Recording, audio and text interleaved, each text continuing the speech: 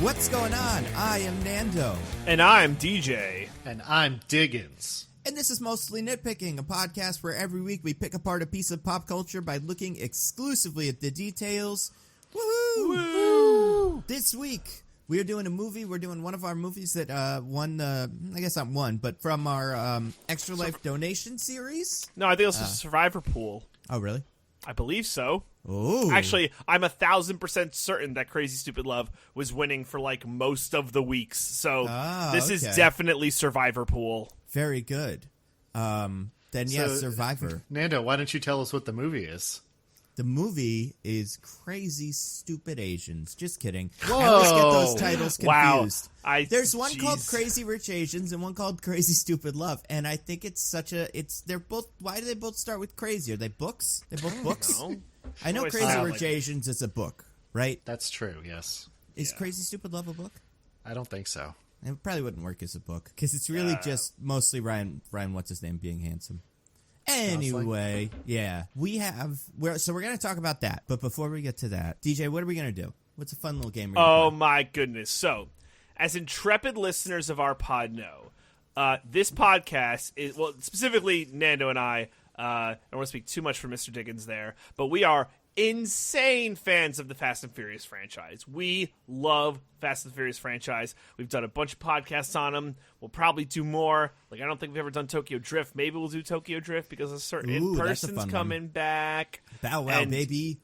So, the Fast and Furious 9 trailer came out since we last recorded, and we're going to play a fun little game. So, I believe the name of this movie is F9. Yeah, it's F9. And also, this franchise is called the Fast Saga now. Yep. Big fans of the Fast Saga. I don't wonder if that, I mean, that obviously counts, like, I was going to say Hobbs and Shaw. But, yeah, I wonder. What do you wonder? I don't know. I guess they could kind of do anything. That could be set whenever they want. Kind of the same way they moved 3 around in the timeline for convenience. They could, Hobbs and Shaw could take place after this one, as far as we know. That's true. It just has to be after, like, obviously when they meet. But besides that, it's totally up for grabs. We'll see. But yeah, we love F9.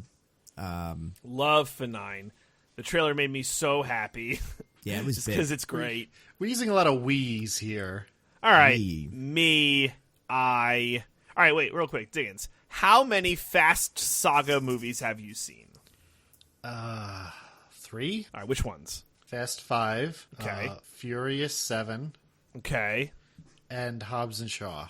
It's a shame you missed 6. 6 is very good. I was going to say, 5, people say 5 is the most solid movie, which I understand, but I think 6 is easily my favorite. It has some of the most fun stunts. So, yeah, do yourself a favor, watch 6. I can't remember if we've done a podcast on 6, but if we haven't, we certainly should. Yeah, we definitely should.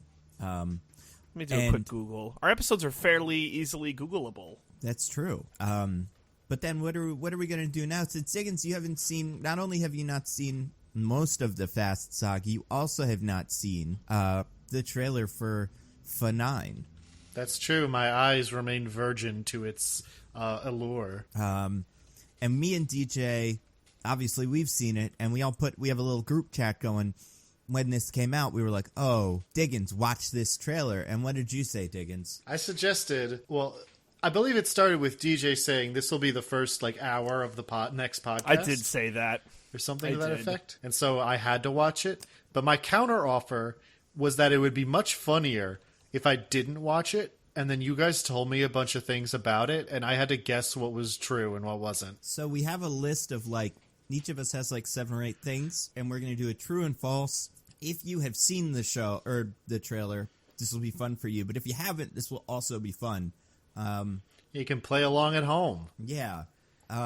Diggins, can you tell us the 2 things you do know? Spoilers for a trailer, which is the dumbest sentence I've ever uttered. But the 2 things I have learned just from existing in this world are that John Cena is in it. And that fan favorite Han, who was killed in Tokyo Drift, the 3rd movie, is back, baby. That's right. So as far as we know, and this doesn't come up in the trailer at all, I think there's a chance it's his twin brother. or something like that. At no point do they say, "Oh, Han, it's you." There is a "justice will be served" line or something, which is there was a hashtag that trended at some point after Shaw got immediately redeemed, and everyone was like, "Oh my God, when are we going to get justice for Shaw or justice for Han?" Yeah. So it's not like it said Han's getting his justice. It's kind of like someone's getting justice. So I think it could be his brother. I think it's a clone, and Or the a climax clone. of the movie will be fighting an army of Han clones.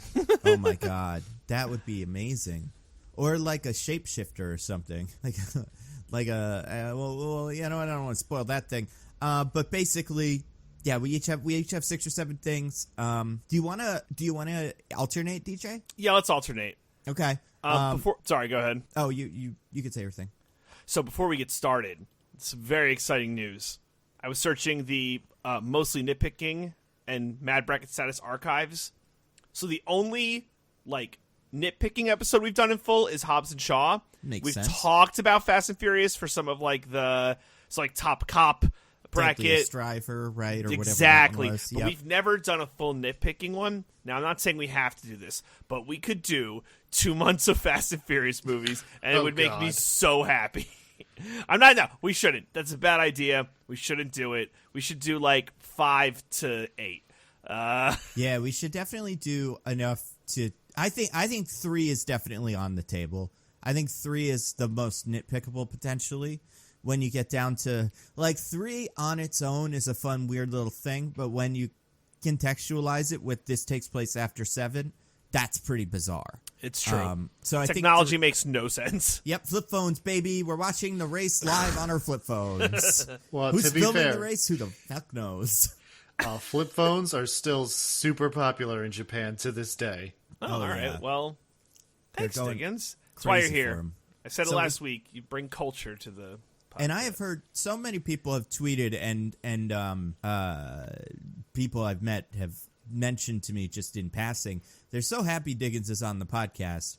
I'm really bummed that we're going to embarrass you so badly in this little game we played that you're going to have the podcast destroy forever. you. Because it's all downhill from here. What's the score that I would hit? The minimum score I need to stay on the podcast? So there's I guess- 12 or 13 things. So what, half? Yeah, I'd say about half. All right, there you go. Get 6 or 7 right. Pressure's DJ, on. do you want to start? Yeah, okay. All right. So here's the first one.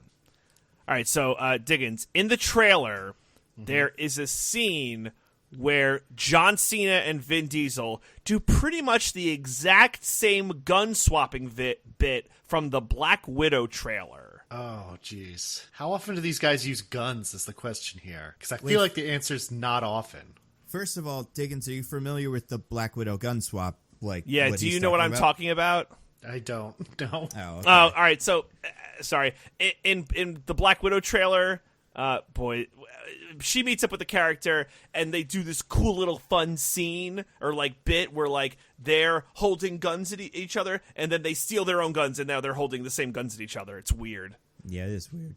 It's like a push in rock paper scissors. It's like when you both do paper. It's kind of what it's like. It's Okay. insane in just practically that they're I need to get her gun, but obviously I'll leave my gun unattended for a second while I that's get open. the second gun. Open season, really. I'm we gonna. think- Well, Wait, okay, no. is she the Taskmaster? Oh, maybe. Because she's mirroring Black Widow's move. I don't know. We'll continue. Could be. Could So be. could be. All right. So What's yeah, your so- answer, Diggins? I'm gonna say that one is true. Ding, ding, ding, ding, ding, ding. It's crazy in the trailer. You're watching it. If you watch the Black Widow trailer, so after this, Diggins, I encourage you to watch this trailer. But before that, watch the Black Widow trailer so you could be like, wow, they stole that exactly from the Black Widow trailer. And good point, Diggins. It's not always straight up gun stuff, so it is kind of weird that they're both just oh, let's just start shooting pistols at each other. Yeah. Usually it's punches and cars. Or Is there- big guns. It's punches, cars, and big guns. Rarely is it a 9mm. Punches, cars, and miniguns that they have torn off of drones. Yeah. Yes. This guy knows. All right, I've got one. John Cena's character is described as a master thief assassin, and high-performance driver. Okay. I am going to say... Jeez, is John Cena the villain in this? I don't know at all. I'm going to say that one is false. So, let's go to the videotape. So we're up against a master thief. God damn it. High performance driver. Thank you, Tyrese, or Lucas, or whatever.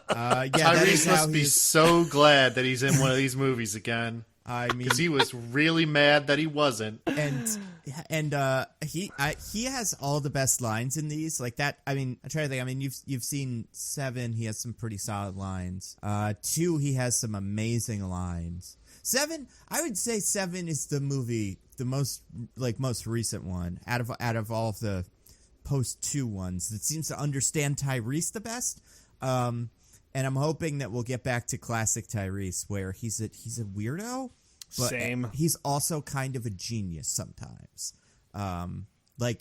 Anyway, so that's one of them. All right, DJ, got another one? Yes. Okay. So Diggins. At one point in the trailer, John Cena shoots Vin Diesel point blank in the shoulder, but Vin Diesel keeps walking toward John Cena undeterred. I'm going to say that one's true.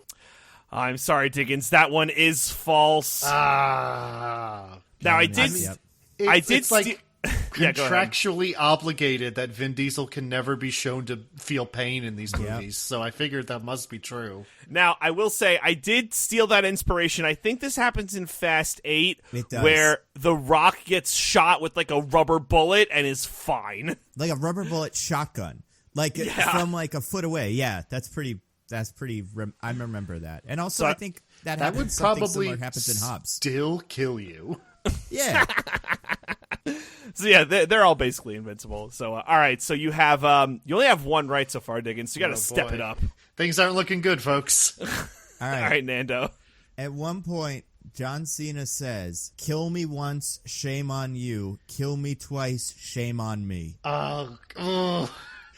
I mean, John Cena's never been in one of these before. He's never been in one of these before. So that would have to be a backstory thing. But considering, I mean, I feel like they would save that for someone who has actually been in one of these before and seemingly died, and then they're back. So I'm going to say that one's false. Correct. That is false. Good job, Diggins. Way to go. All right. DJ. Okay. At one point in this movie, there is a Pontiac Fiera that is strapped to a literal rocket engine. Is that it? Is that the end? Yes, that is the end. God, they would do that. See, did now they? I'm wondering, is the specific make and model, that feels like a detail that gets thrown in to make me think it's real, but it's actually false. So what's your position? I'm going to say it's false. No, Diggins. Yeah, no, you that's went a too true meta with it. That is, damn. yeah. Let's go to the videotape. All right, yeah, go to the clip. I don't know that the sound of it is going to make a big difference. No, it will. Trust me. Okay, sorry, this one's a little tricky to find. No, that's okay. And- I'll and like I'll you said, edit. No, I got it. This trailer is 4 minutes long, so here we go. Let's get to work. It's coming. Please tell me that's not a Pontiac Fiera strapped to a rocket engine? Impressive. Okay, well, No. all So right. we're pretty sure it's actually a Pontiac Fiera strapped to a rocket engine. I mean, yeah, you got me there. All right. Go ahead, Nando. At one point, John Cena drives a... It's not... I guess it would have to be described technically as a car, but let's say a vehicle that the internet has decided is most resembles the vehicle of the Spider-Man villain Big Wheel. I don't know if you're familiar with Big Wheel, but he basically drives a giant wheel that he sits in the center of. Okay, there's no way that isn't true. It isn't true. It's a false one. Oh, I gotcha. The internet loves their Spider-Man, but yeah. I mean, this is one that I think we will see at some point, and I think this car will be able to climb walls. That was going to be the detail I put in, but I did not. All right. DJ, let's do it. All right. What's next? Diggins. At one point in the movie, John Cena teams up with a younger clone of Vin Diesel, Gemini Man style. Okay, obviously, that can't possibly be true. Diggins. Oh, come on. No, you're right. It's right, not. you're It's not. I was like, there's no way. I know I made a joke about Han clones earlier, but there's no way they put full-on cloning in this movie. Yep. All right. I've Yet, got Diggins, yet. That's sorry, true. at one point they did have Idris Elba, the Bionic Man, so who can say? Exactly. These characters are just it just gets more sci-fi as it goes. Okay. Charlize Theron from 8 is back with a haircut that the internet has described as most notably resembling Doofus Rick from Rick and Morty. Oh God, that could easily be true. But I know she was like a bad villain in 8. So. That's correct. But they have a tendency to make all of their popular bad villains heroes, like they did with Jason Statham, even if it doesn't make any goddamn sense at all. So, I'm going to go with true. That is true. And It really looks like Doofus Rick. I'm going to put a picture of her from the trailer in the chat just so you believe me. It's so this bad. Isn't the picture from the trailer, but this is a picture of her like haircut. Oh, that is God. from behind the scenes. So, where is the chat? Okay, here we go. That's what she looks like now. I will say part of why I believed you is because that style of haircut is very much like a chic woman's haircut right now. It's insane. I believe, even though 100% you are believe correct you. about what it looks like. It looks just like Doofus Rick. All right, DJ, you give one or two others. I do have some more. Okay, Diggins. At one point in the movie, 2 vehicles turn into Transformer-style mechs, and John Cena and Vin Diesel fight in them. Idris Elba had his like sentient transforming motorcycle. So it's not outside the realm of possibility, I suppose. But it feels like too big a leap, so I'm going to say no. Good False. job, Diggins. Good job. Correct. Good job. How many are you at? Like 3? 3 or I'm 4? at 5 correct, Oh, 4 incorrect. Okay. I've been on a hot streak. All right. How about this? At one point, the line is spoken, a new word created by this trailer, afadana. I'm sorry, I literally missed the one word. That's the most important part of this. So at one point, a word is created by this trailer, and the word is afadana. You cut off again. This is unbelievable. Really? Folks, Sorry. This Here's the isn't word. a bit. 3, 2, 1. Afadana. Afadana? Afadana. Afabana? Fadana. Afavana? Afadana. Afavana? That's correct. Afadana? I'm gonna say false. Let's go to the videotape. Oh God. Thanks, Finn. I can't say words, so I'm a father now. Really sounds like I'm a father now. No, it's afadana. Let's No, just he do it says again. Afadana. Oh yeah. Live my life a quarter mile at a time. But things change. I'm a father now. No words, Finn. No words. All right, DJ. I think you have one more. I do. Okay. At one point in this movie, a 3-trailer length, 50-foot long armored transport totally flips over. So from back to front, it flips over like long ways. Not like turns over on its side, like flips over front to back. Right, like the Dark Knight thing. Yes. Or more notably, like Deadpool 2. Yes. So, having pointed out that this kind of thing has happened before, and so they'd just be doing a bigger version of it, I'm going to say it's true. It is That true. is true. They're stealing from Black Widow. They're stealing from Deadpool, Dark Yeah. Knight. They have ran out of things to be independnt with. Okay, Except I the got- Fadana. That's Yeah, totally except new. the Fadana. Yeah, they're breaking new Fadana, ground yes. there.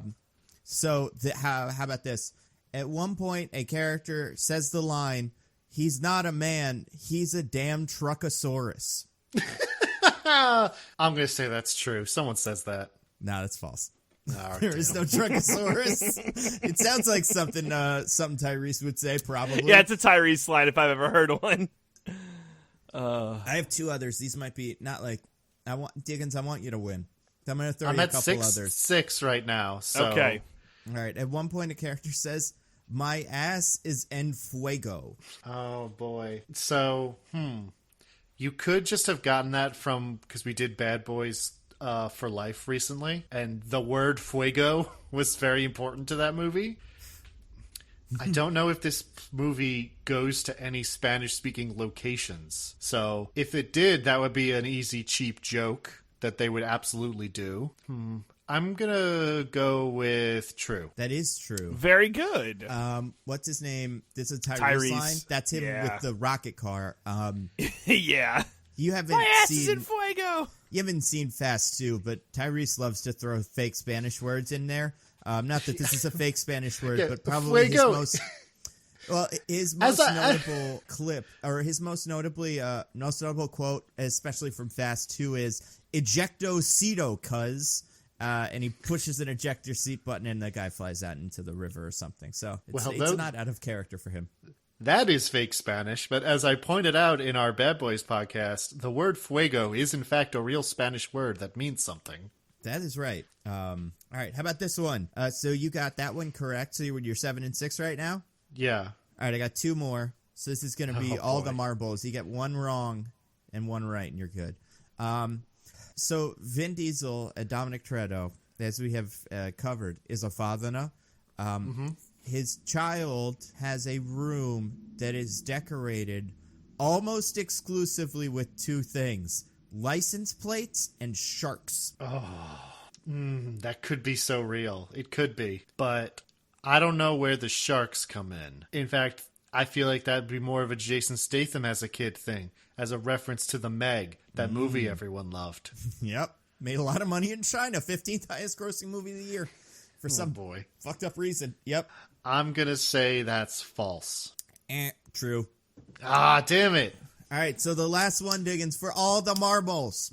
All right, hold on. This one's a tricky one, so I got to make sure I get this one right. Okay, at one point in the trailer, very near the end, Vin Diesel is racing his brother, John Cena. John Cena is his brother. John Cena jumps over Wait, the hold edge. up. What? Yep, I know. They're about 10 years apart. It's actually surprising how close they are in age. Yeah. John Cena jumps his car over a ravine to his apparent death, except some sort of stealth bomber driven by Charlize Theron uses a magnet to catch it. It flies away. Dominic Toretto and the other one, Letty, in an attempt to chase this thing over the ravine, the bridge that it was on has been broken.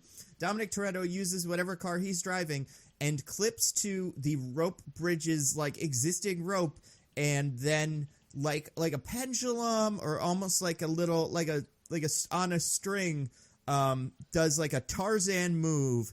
And the way he does this, and I swear this is maybe what's in the trailer, is by just kind of driving over it. And this isn't like he has a magic car with a claw handle, or this thing has a big hook made for cars. He just drives over this thing, and I guess it catches the wheel, and he flies like 200, 300 feet. And then just uses the car, the line that has some slack, and then it tightens, and then he just swings the car around. And I'm assuming that's where we get the F9 title. I'm assuming he lands maybe even on the evil plane. So is that true or false? I mean, that's complete fucking nonsense. It doesn't make any sense at all. There's a million reasons why all of that is completely impossible, and would probably be a confusing clusterfuck to even attempt to watch. So I'm going to say it's true. Yeah, let's go to the videotape and see if you can kind of hear how fucking ridiculous this is. So this is the race. His brother's going to drive off the cliff. And then here comes a jet. Flown by Charlize Theron. She catches it. And then Dom is still driving towards this cliff.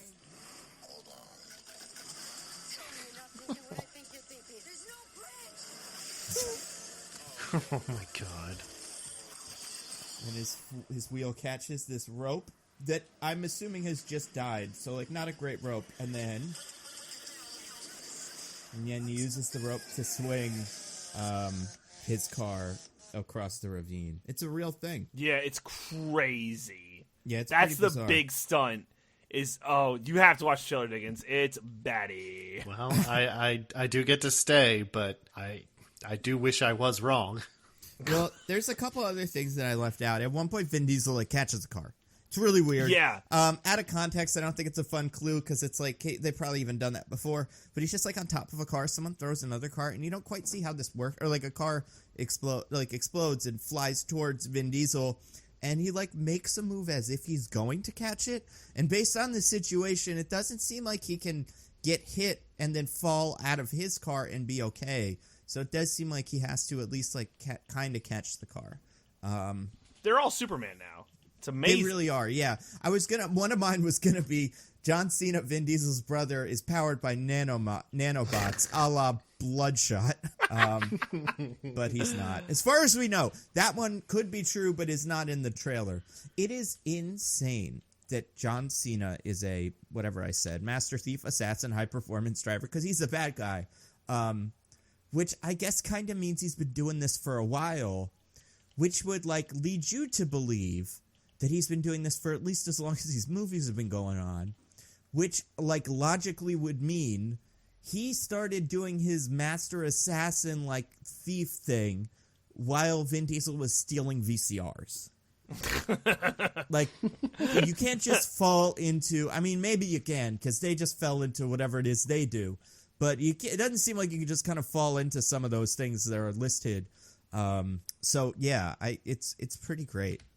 It's interesting. This seems like the first movie in a while where it's not like we're working with the government to stop a guy. It's like this is our problem now. Yeah, no Kurt Russell in this trailer. That was the one thing. And no, what's his name? No, that guy that didn't work in the last one, not Charlton Heston's son, Clint Eastwood's son. Yeah. No Scott Eastwood.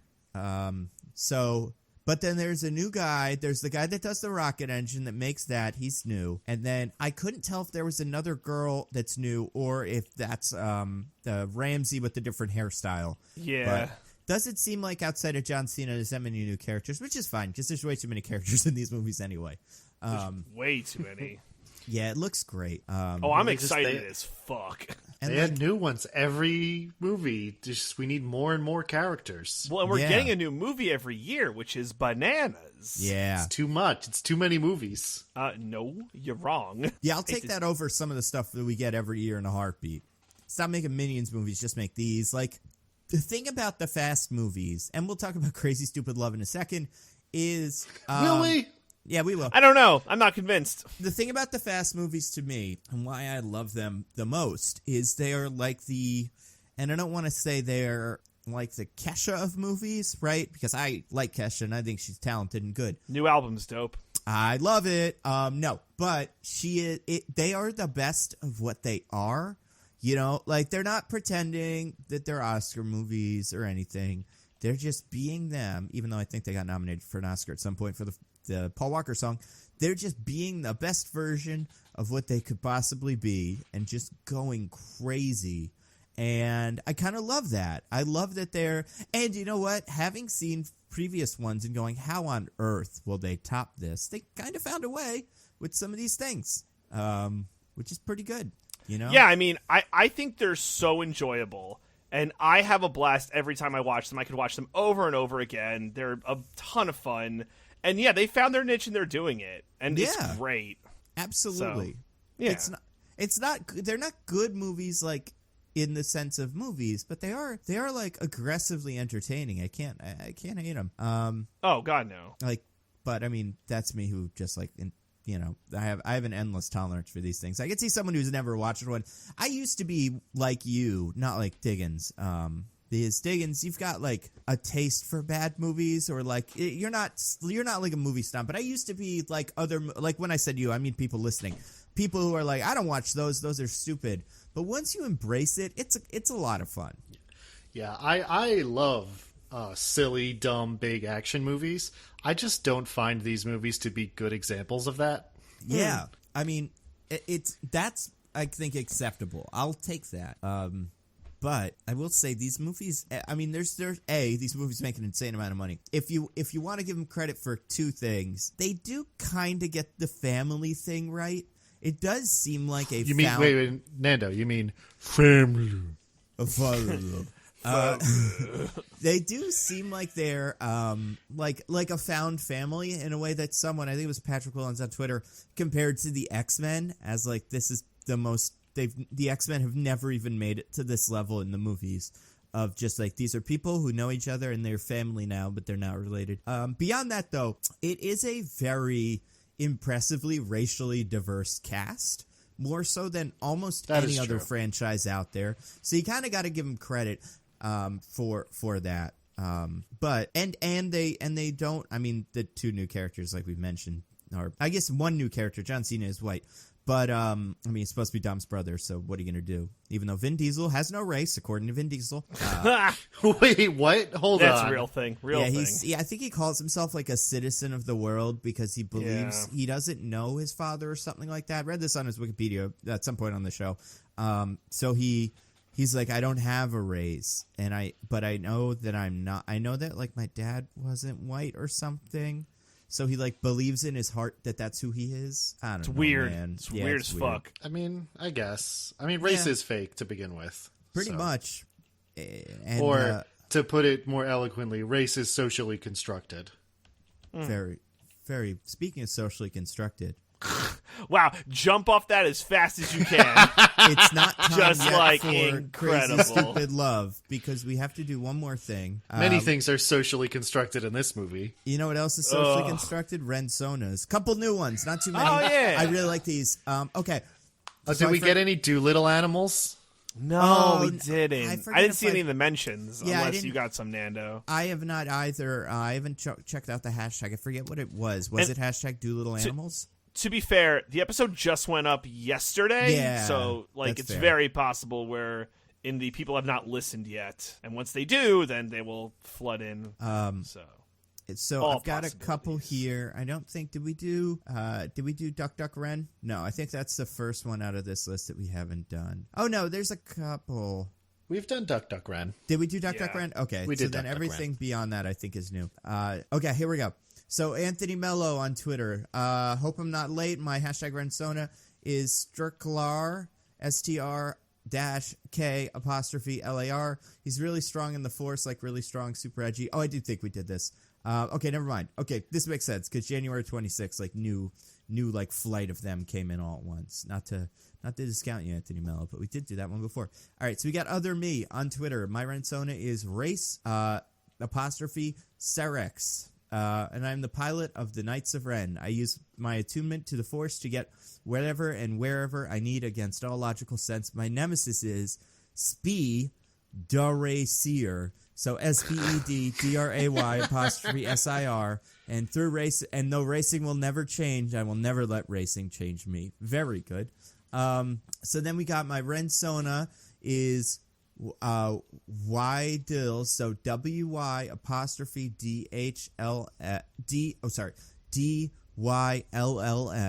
so Wydills. He joined the Knights of Ren after he joined the Knights of Ren seeking to socialize after work, play a few hands of Pizzak, bet on a pod race. A bunch of guys took it in a whole other direction. It's not what he wanted, but it keeps him in shape. And he has a picture of his guy. This is Matthew H. Jones on Twitter. A couple of others. I got to search by the latest. There we go. So that's him. We did Owen Lars too. We did Pratfall. Okay. So we got Edward Thompson. Rensona is his Spider Sona, hashtag Spider Sona. And it is Spider Night of the Queens. So it is a Spider-Man themed night. Very cool looking.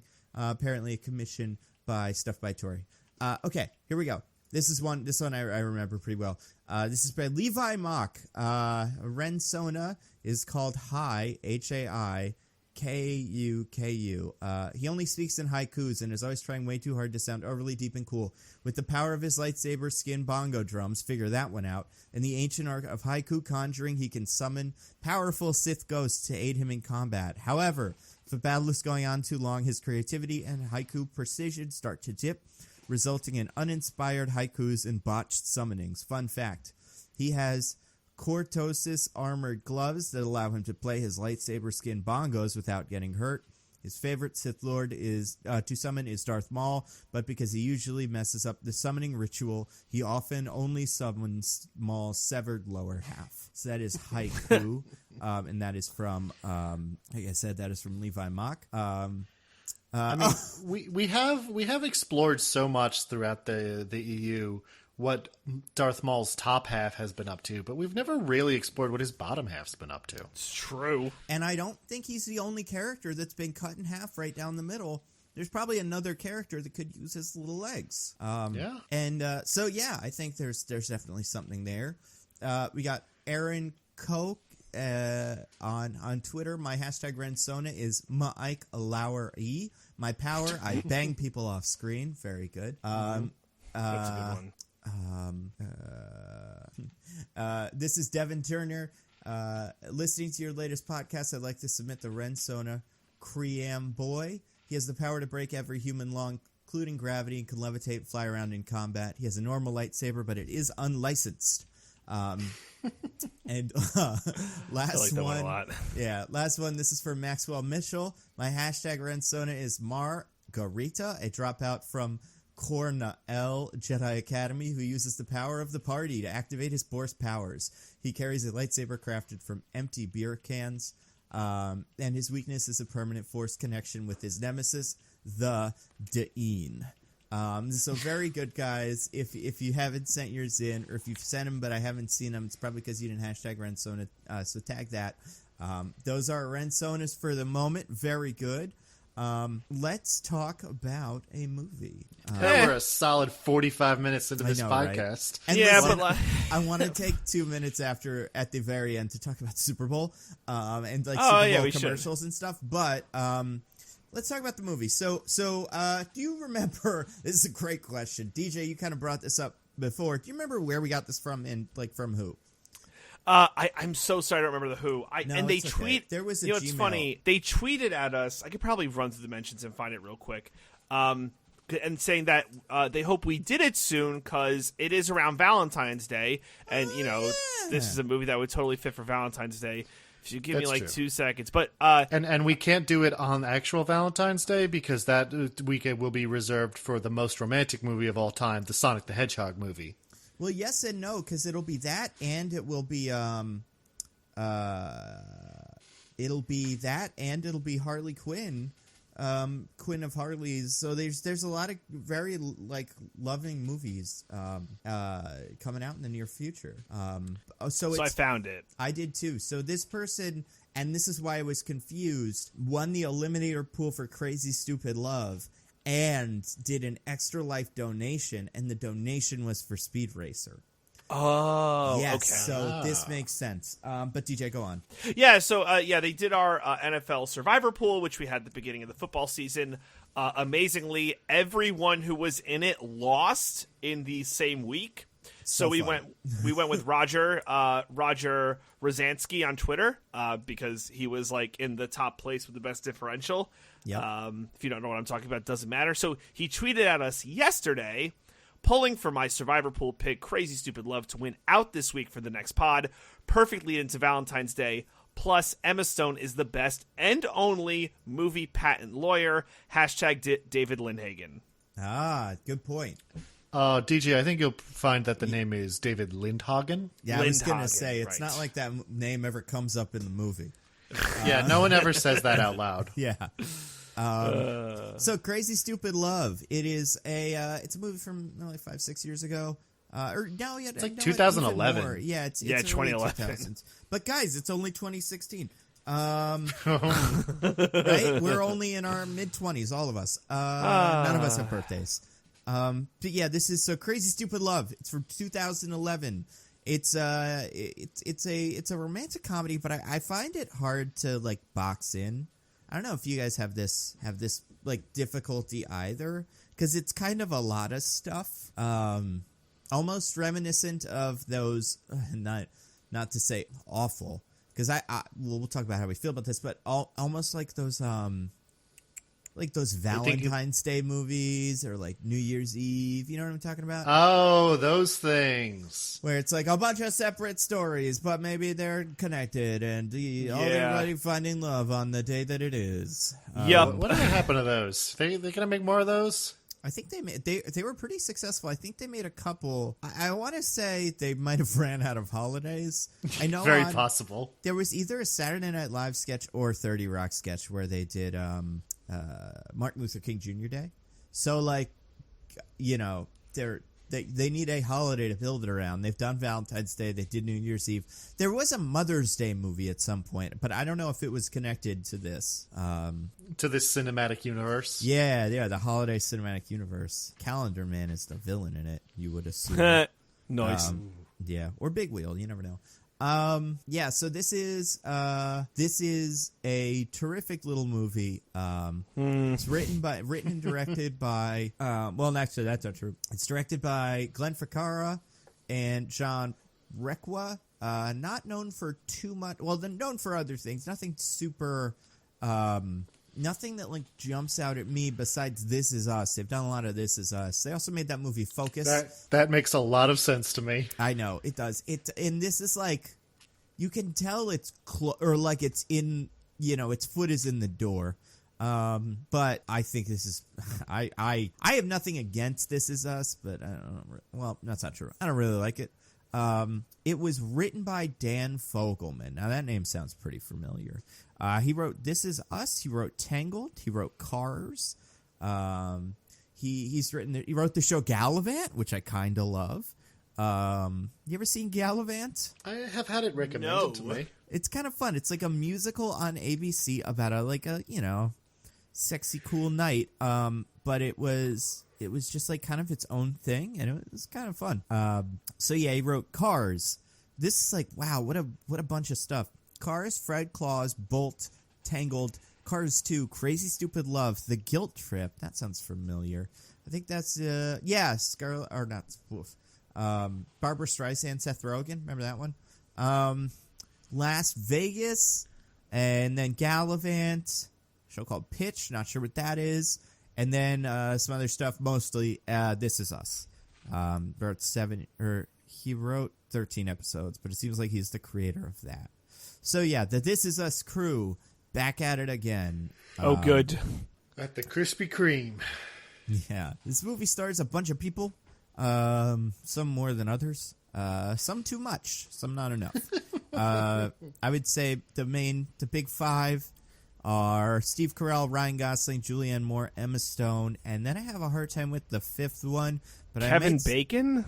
Kevin Bacon's in it, but he's not major. I guess it's either Annalee Tipton or Jonah Bobo, either of which aren't super big actors. Jonah Bobo plays the little son, and then he Annalee retired. Tipton played the babysitter. Oh, really? If you go to his Wikipedia page, he's a retired American actor. So, hey man, get that how cash about that? And get out. Good for you. Yeah. He was in the Backyardigans show for 78 episodes. So yeah, he probably doesn't need a cent. He is good. He's living off those Backyardigans residuals for the rest of his life. Yeah, if only we could be so lucky. Oh God. So yeah, that's the movie. What would you say the plot of this movie is, if you had to guess? The plots. Well, but like, what do you think IMDb calls it, or what? Okay, how do you all describe right. it? Oh my God, my cat just knocked over everything it could knock over. I can do this while DJ cleans up all the stuff his cat knocked over. And I'll Very find good, the very real good. one. We can compare. I've got the We real did this one. Oh, So good, you good. Fix the cat thing. Me and Diggins will. Yep, cool. I would say that so the movie starts with Steve Carell and Julianne Moore are a couple who've been married since they were like 20 years old, and they're now in their mid-40s, so for a long time. But Julianne Moore suddenly announces she wants a divorce, which sends Steve Carell into a depressive spiral that he only gets picked out of when Ryan Gosling, a handsome young man who picks up ladies every night at the bar that Steve Carell's hanging out in, decides to help him fix himself up and start picking up ladies. But it's complicated by the interwoven the circumstances and the interwoven love sickness and forlorn romantic hopes of the people around Steve Carell in his life. I'd say that's about right. Can I try, Nando? I want to try it. Okay. Take a shot. Middle-aged couple, Cal and whatever her name, Cal and Lady, struggle in their Emily. What? Emily. Cool. Yep. Middle-aged couple, Cal and Emily, hit a road bump in their marriage when Emily cheats on Cal with a coworker. With Cal Kevin decides Bacon. David Lindhagen. Yeah, David Lindhagen. Cal decides to try and reinvigorate his love life by meeting up with young stud Ryan Gosling's character, but Jacob. But twist and turns unveil when the love lives between Cal and Jacob become interwoven in mysterious ways. Okay, so your DJ's was closest. It is, and it doesn't, for some reason it uses some names and not others, but a middle-aged husband's life changes dramatically when his wife asks him for a divorce. He seeks to rediscover his manhood with the help of a newfound friend, Jacob, learning to pick up girls at bars. So yeah, DJ, you were pretty much there. I mean, smush both of them together, get rid of both of those last sentences, and you pretty much got it. Yeah. Yeah, Steve Carell's like the main guy, but then there's all the, all these side characters. There's a lot of business in this movie. It is two movies, I fully believe. Oh, or is it, though? No, it's two. Oh, It's two with, in Grey's Anatomy and Station 19 do a crossover. It's like that. We all know what that is. Hey, I watch a lot of Bachelor, and they keep promoting this fucking Grey's Anatomy and Station 19 crossover, and I can't stand it anymore. I get it. You're going to do your thing. Oh, my goodness. Interesting. So, okay, let's start here. It seems like we're kind of split on this. DJ, what did you think of this movie? I think the movie is fine, except for when it creeps me out, and I think it's a bit too long. It could end after, like, the first 80 minutes. Diggins? So, that's where I'm at. Everyone in this movie is an asshole. Yeah, it's true. Interesting. I loved it. This is one of my favorite romantic comedies. Oh, cool. It's pretty good. It's not split a good decision. Movie. Yeah, no. I mean, I know it's not. It's. I wouldn't say it's I wouldn't quite call it a guilty pleasure because I know what this movie is, but I do think compared to, I think as a. I don't know. I think I think it is also kind of like we were talking about Fast and Furious, the best version of itself. I find it very funny, and I think the chemistry between the leads makes the movie very watchable. I think that's all extremely fair. I know what you're talking about with disagree. creepiness, although I kind of am like, yeah, that's fine. That's what it's going for. Well, I'm excited to talk. But I feel like some of the creepiness it's going for, and some of it doesn't think is creepy. Well, okay. I think there's some, I know what you mean. There's some that works better than others. I also think this movie I think there are quite a few moments in this movie that, I think this movie is constructed in a way that is kind of more, oh God, I don't want to say intelligent than your bog standard romantic comedy, like your, Netflix, like Girl Has to Fall in Love Before Christmas movie. But I just think as a script, and there's one moment specifically at a school that I absolutely love. I think that bit is terrific. And then there's obviously the end, which I also love. I think just as I didn't see it. Did you guys see how everything was going to play out from far away without describing? Of the end are you talking about? Yeah, I want to know too. Like, the very end, or like the thing? The thing. I actually thought that played out pretty nicely. Yeah, me too. I thought that was very clever. I found, you know what it is? For the first time I watched it, I was like, yeah, this is whatever. Until then, and I was like, whoa, this movie, you know what? This is kind of interesting. Because it takes and not to use a phrase that's super cliche, it takes some of the romantic comedy tropes and it turns them on their head by changing the perspective really quickly out of nowhere. But I think I know what you guys are talking about, although I'm interested to get more of a feel on what you guys, the creepiness specifically. Let's get a feel. Well, okay. So let's talk about the really basic kind of beginning of the plot, right? Like you were saying, marriage is falling apart. Steve Carell is kind of like a dork. Not like a dork, but like he's, middle-aged He's doing man. his Steve Carell thing. You've seen the Yeah. Steve Carell movie, right? You've seen Virgin movie, 40-Year-Old Virgin. It's that. Yeah, he's laying on a stack of pancakes. Like, his head is on pancakes. What's that movie called? You know which one I'm talking about? Vaguely. We watched it at school. Like, they did, like, a screening for it. And I was like, why? We don't do those. And this isn't for us. It was called Dan in Real Life. The poster was just Steve Carell's head on a stack of pancakes. I have actually seen that movie. It's not very interesting. I don't not, remember no. much from it. But yeah, it's that. It's like late 2000s Steve Carell. So yeah, 40-Year-Old Virgin this. Before he not became necessarily a good actor, but before he started playing characters that weren't just Steve Carell. Because I think now he's good. I think he's played quite a few roles, and I'm like, man, that guy might deserve an Oscar. Oh yeah, It was Steve Carell's great. before he gave up being a traditional leading man. Yeah. And like right in the middle of Office when I don't think he could really take a ton of risks. Right. I haven't seen The Morning Show. Have either guys watched that? No, but I've heard not. it's fine. Yeah, I've heard interesting things. I kind of want to give it a look.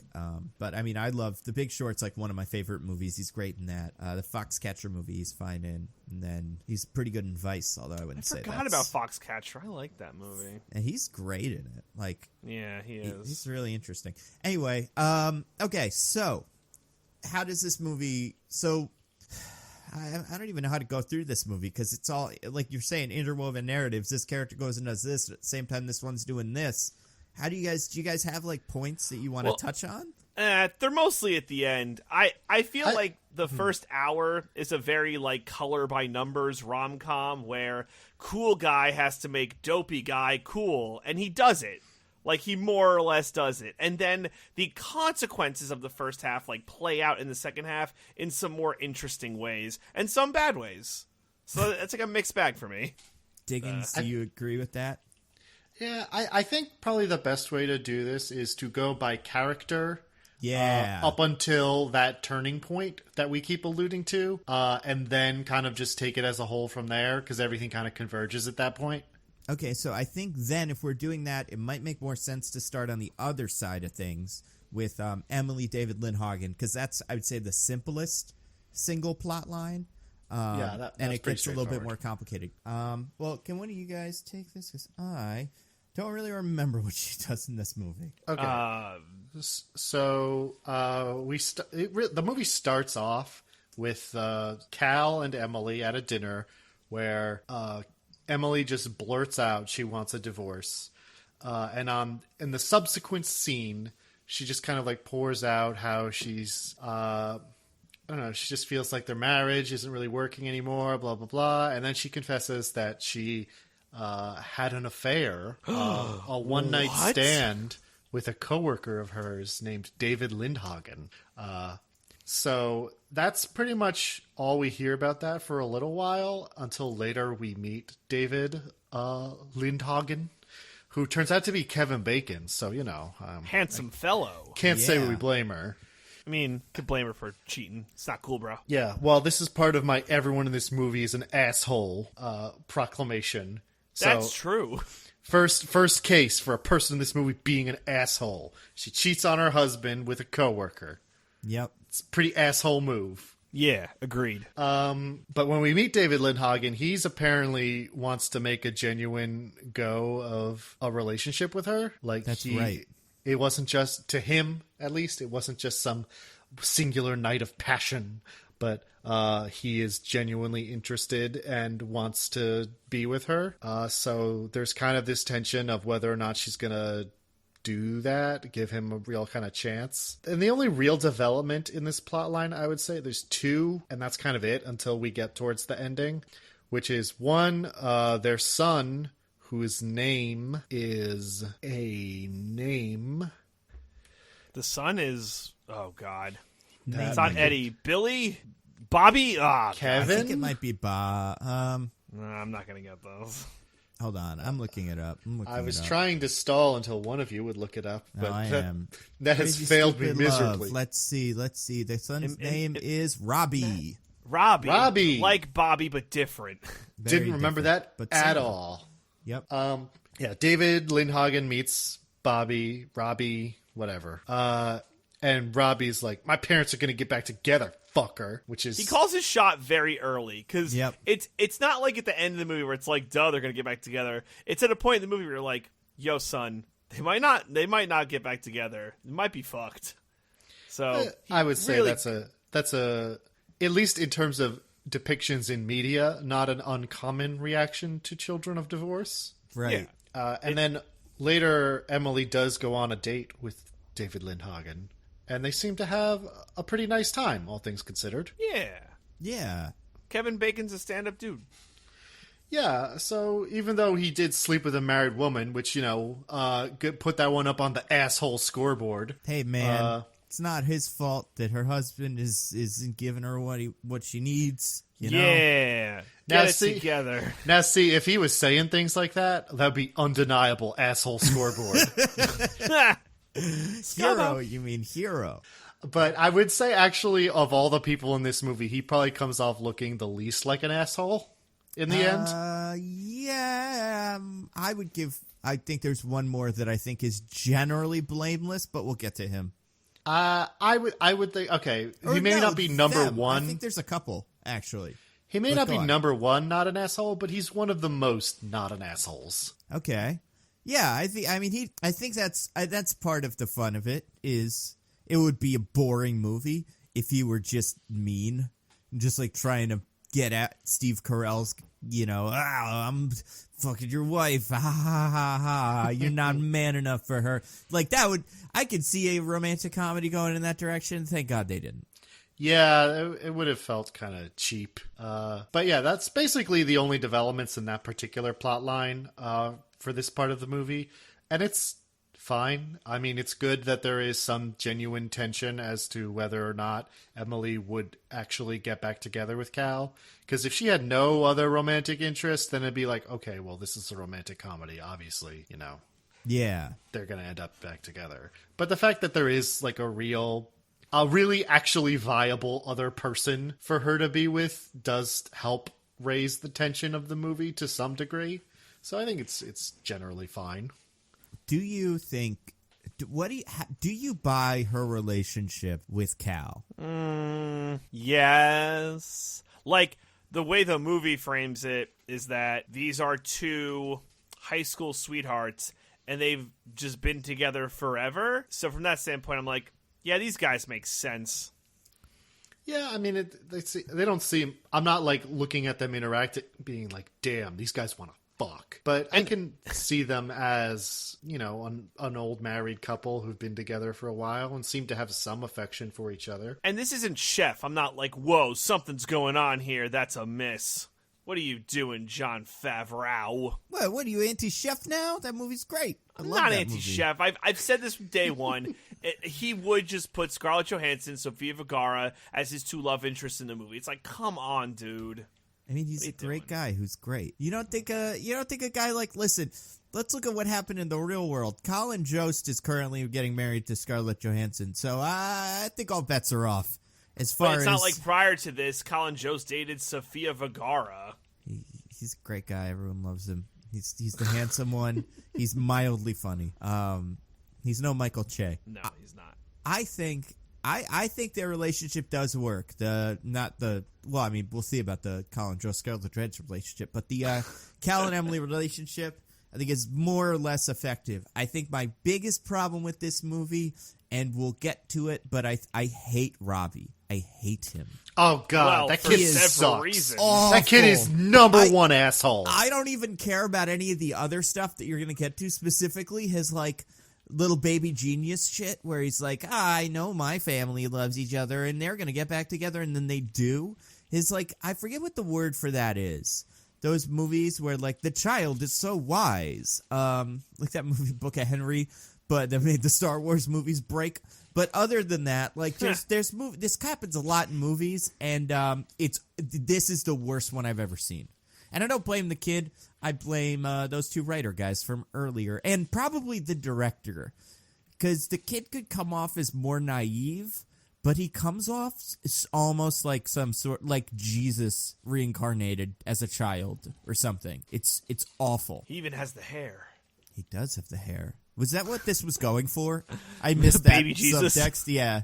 Baby Jesus. We got Baby Yoda, we got Baby Peanut Man, and then Baby Jesus. I was going to say, if this movie came out today, well, a lot of things, but they're just jumping on the baby bandwagon. Oh, my God. The bandwagon has room for one baby, and we all know who's on it. The boss baby. He takes no prisoners. There's no way he's letting anybody get on the wagon but him. So, yeah, those two. I think that's about it with her until later. And David, that's the extent of David Lindhagen's involvement in the plot. But since we've touched on him, like, that's a weird way to describe it. Let's talk about Robbie the child. This kid fucking sucks. He's the worst kid ever. He is so bad. So people that don't know, this kid, how old do we think he is? Like 13, 14? He's 13. They They say he's 13, yeah. For people that don't know, I've seen this movie a million times, so I did not rewatch this. So some of these details are a little foggy to me. But what's his plot line? But when we get out of the David Lindhagen stuff, what else is he up to in this fine day? Well, Nando, he wants to bang the babysitter, so there's that. See, like, I think that's fine. Is there anything you think you don't like that? Listen, there's a point where it's fine, which is like teenager dealing with hormones, has a crush on his babysitter. Fucking cool, whatever. That happens. But that's not what this is. Him being like a crazed stalker who will not leave her alone no matter what she says to him is like, kid, back the fuck off. Where are your parents? Why aren't they telling you that this is not healthy behavior? His parents What the are fuck? fucking. They don't have time to tell him healthy behavior. They don't know either. They're asking this kid for advice. I wasn't being facetious when I said he wants to bang the babysitter. He legit wants to have sex with the babysitter. I mean, there's nothing wrong with wanting to have sex with the babysitter. It seems like it seems like if things didn't go his way, he might kidnap the babysitter. Yeah. There's a scene where we literally watch her text like, please stop. Yeah. You are making me uncomfortable. And she just keeps fucking going. And the movie has so many big speeches where it's like, yeah, you know, when you love Follow someone, your heart. You've just got to keep going. You can't give up. And it's like, you know what? You know, if you get a restraining order, you should give up. That's a good point to stop trying. But it all turns out okay, kind of, maybe. Who knows, you know? Maybe, I mean, like it doesn't, but also it kind of works for him a little bit. I What's will the get message? to We'll it get there. much later. We'll get there. Table this. I don't have the time. But yeah, asshole board. Number 1, Robbie will not stop stalking. He's awful. Yeah, no, he's pretty bad. Okay, and let's all right. Let's talk about her for a second. Jessica, the babysitter. Yeah, she also sucks. / daughter of family friends. Well, I guess. yeah, I guess that's not a secret. Yeah, that's true. Yeah. We know that. Yeah, what's that guy's name? John Carroll Lynch, who like character actor. Everyone's seen him. He was in the McDonald's movies and Fargo. I'm He's looking the at his McDonald's. page. Oh yeah, he is the McDonald's movie. He's Mac McDonald, baby. Yeah, McDonald. I don't know what you guys are talking about. The movie where he invents Ray McDonald's, Kroc, the founder. The founder. Oh, you're talking about the founder. Oh, Yeah. You said the McDonald's movies, like, oh yeah, those movies that McDonald's funded, you know, back then. I was like, what the fuck? Yeah. What did I miss? I used to go to the drive-thru and like ask for those goddamn movies because I love them so Yes, much. give me the McDonald's movies and the Xbox game from Burger King, please. Please, the bad racing You game. mean, I you mean love them. Sneak King? So there were 3 of them, and that's the only one I never had. Ugh. Oh. I know. That seemed like the one I should have gotten to. You sad fuck. I know, I'm a fool.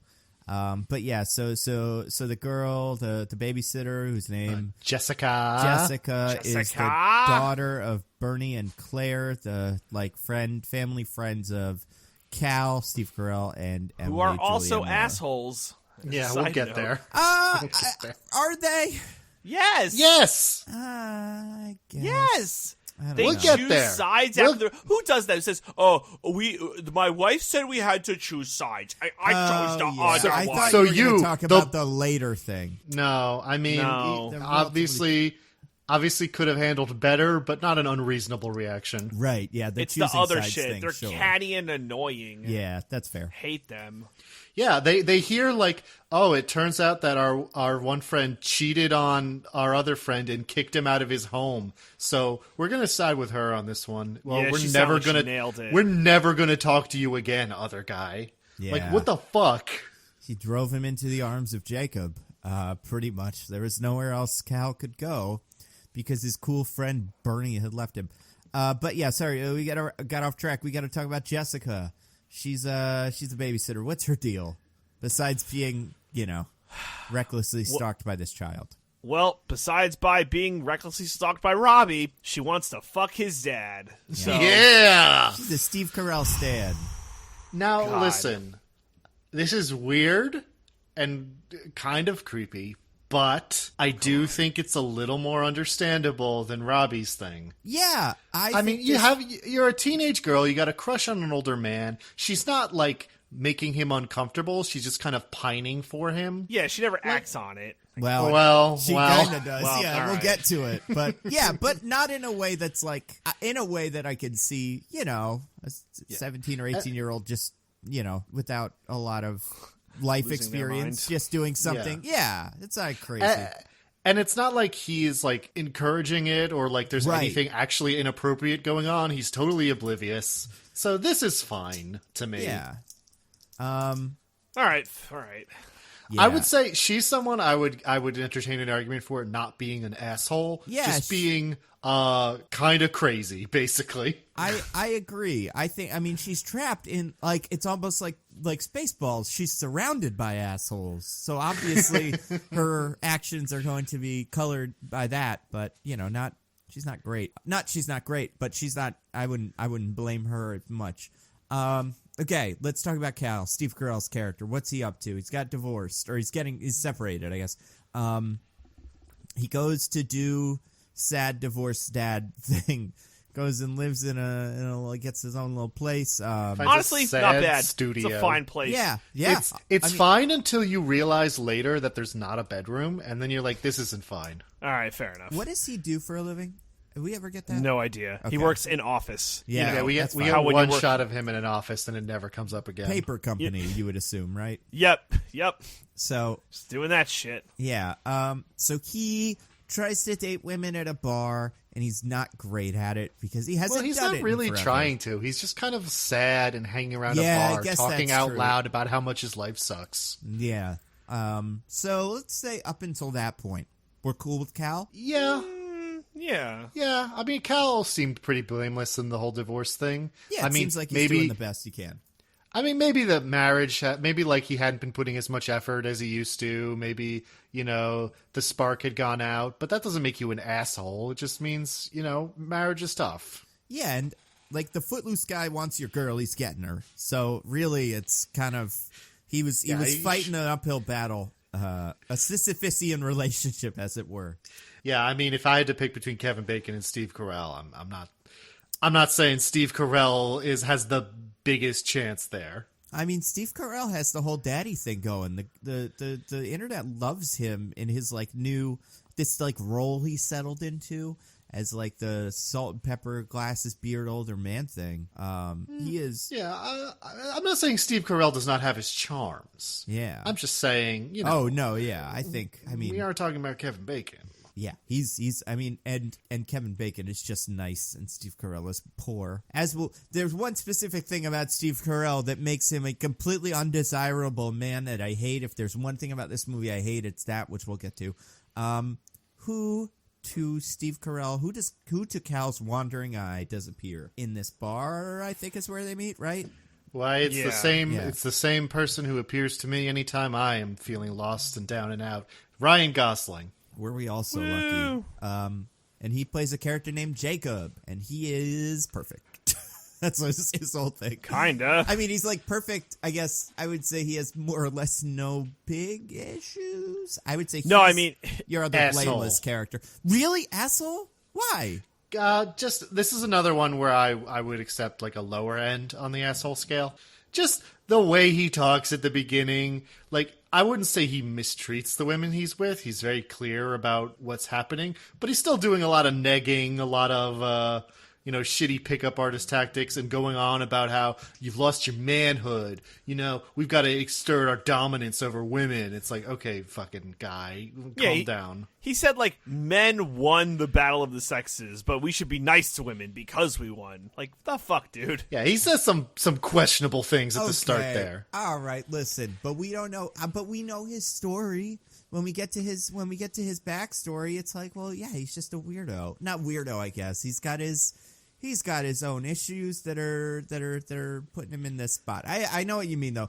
I mean, he is like, the funny thing about him, have you ever looked at videos of like that guy Mystery, who is the pickup artist? God. Right? Like, I feel like it's funny to me that if you're a handsome guy like Ryan Reynolds, and you still do all of this stuff, it's like, why bother?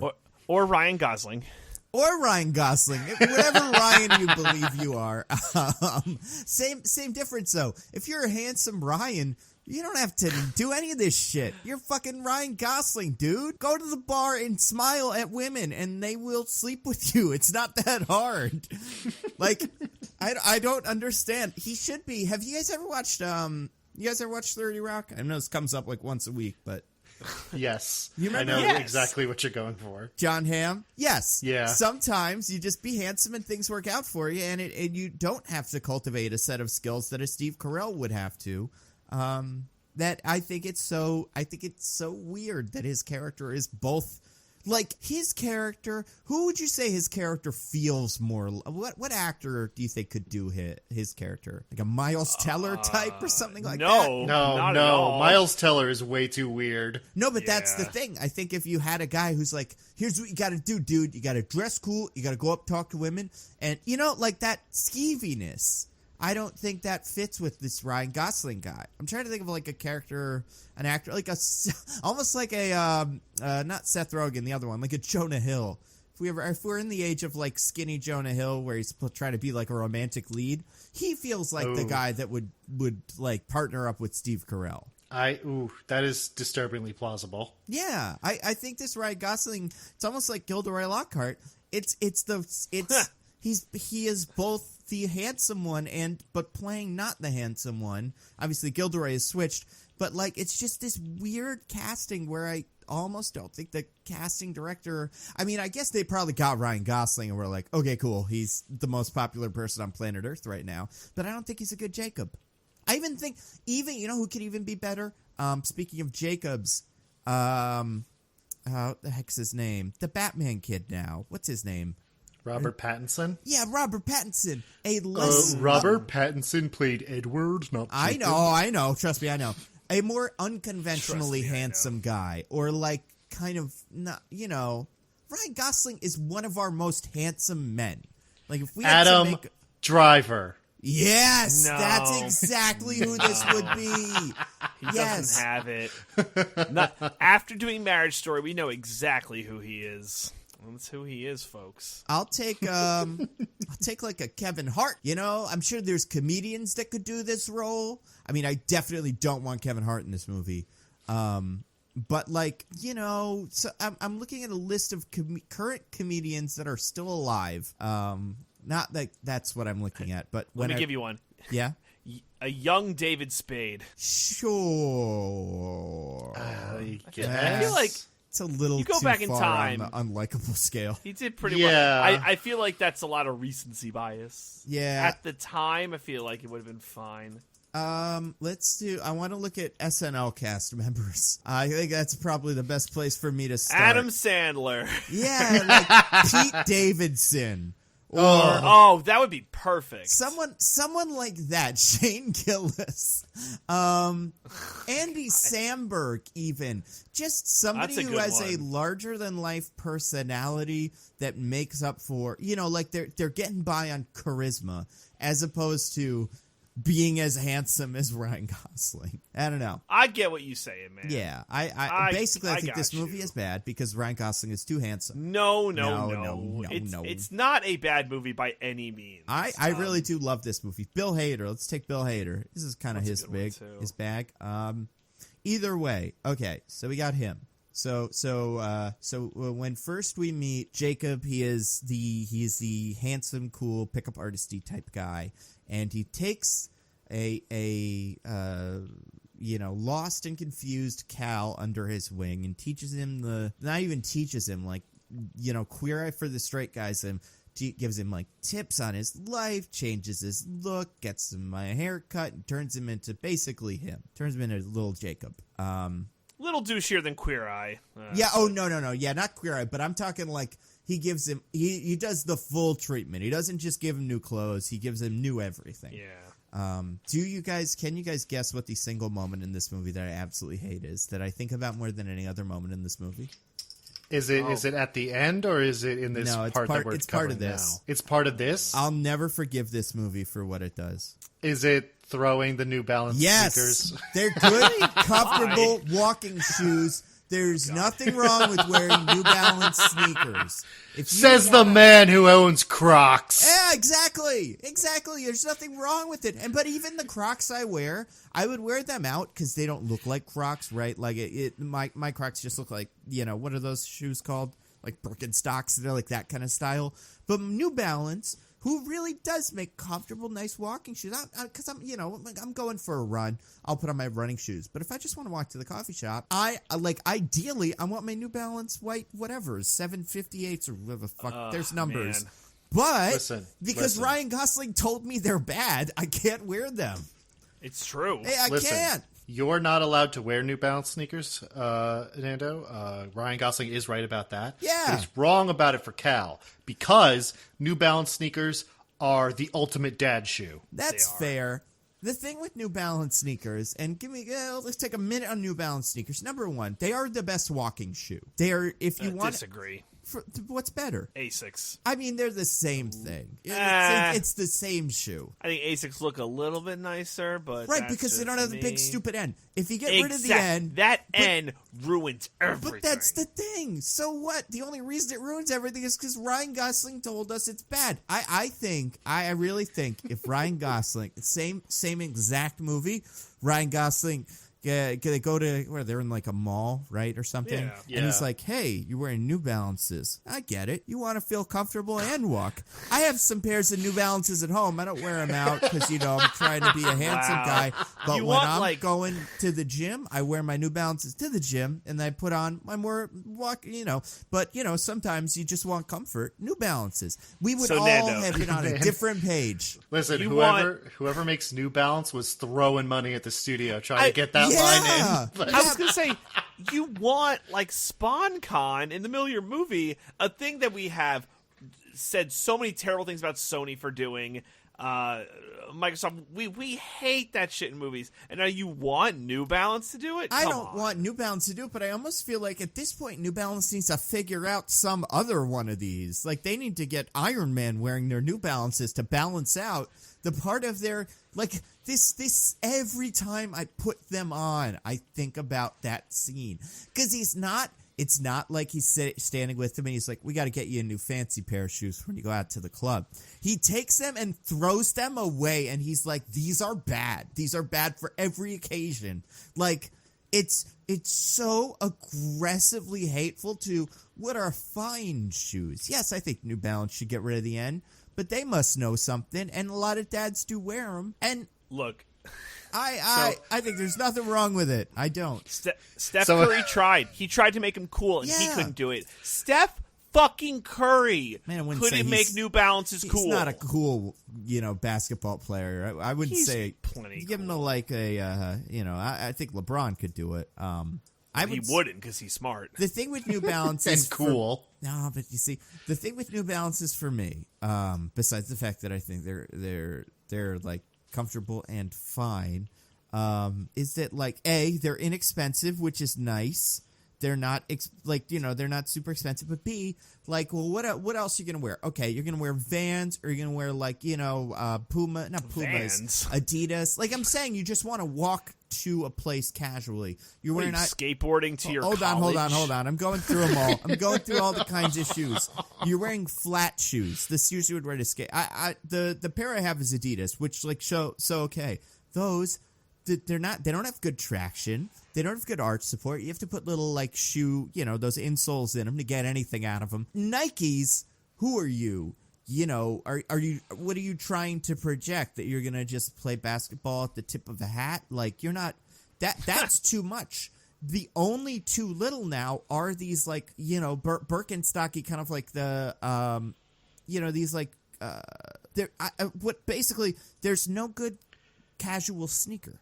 We need that. That's not expensive. It doesn't fall apart every 5 minutes. We're gonna have to keep a running tally here of everything in this movie that Nando is more okay with than dissing New Balance sneakers. Yeah, Listen, stay tuned, folks. If everybody listening to this podcast thinks New Balances are cool or acceptable and thinks this movie is unfair to New Balance, here's what you're gonna do. You're going to tweet me your story of New Balance and then hashtag New Balance cool. No spaces. And if you don't agree, then tweet at Nando shaming him for his decisions with hashtag New Balance uncool. I'm looking at New Balance's website right now. I might buy myself a pair. Oh, $60, so affordable. All right, we can move on. Can we? I don't know. Yeah, Can I we? think we're stuck. It kills me. Okay, so It kills you. It really Stay tuned. It kills me. It does, because they're fine shoes. There's nothing wrong with them.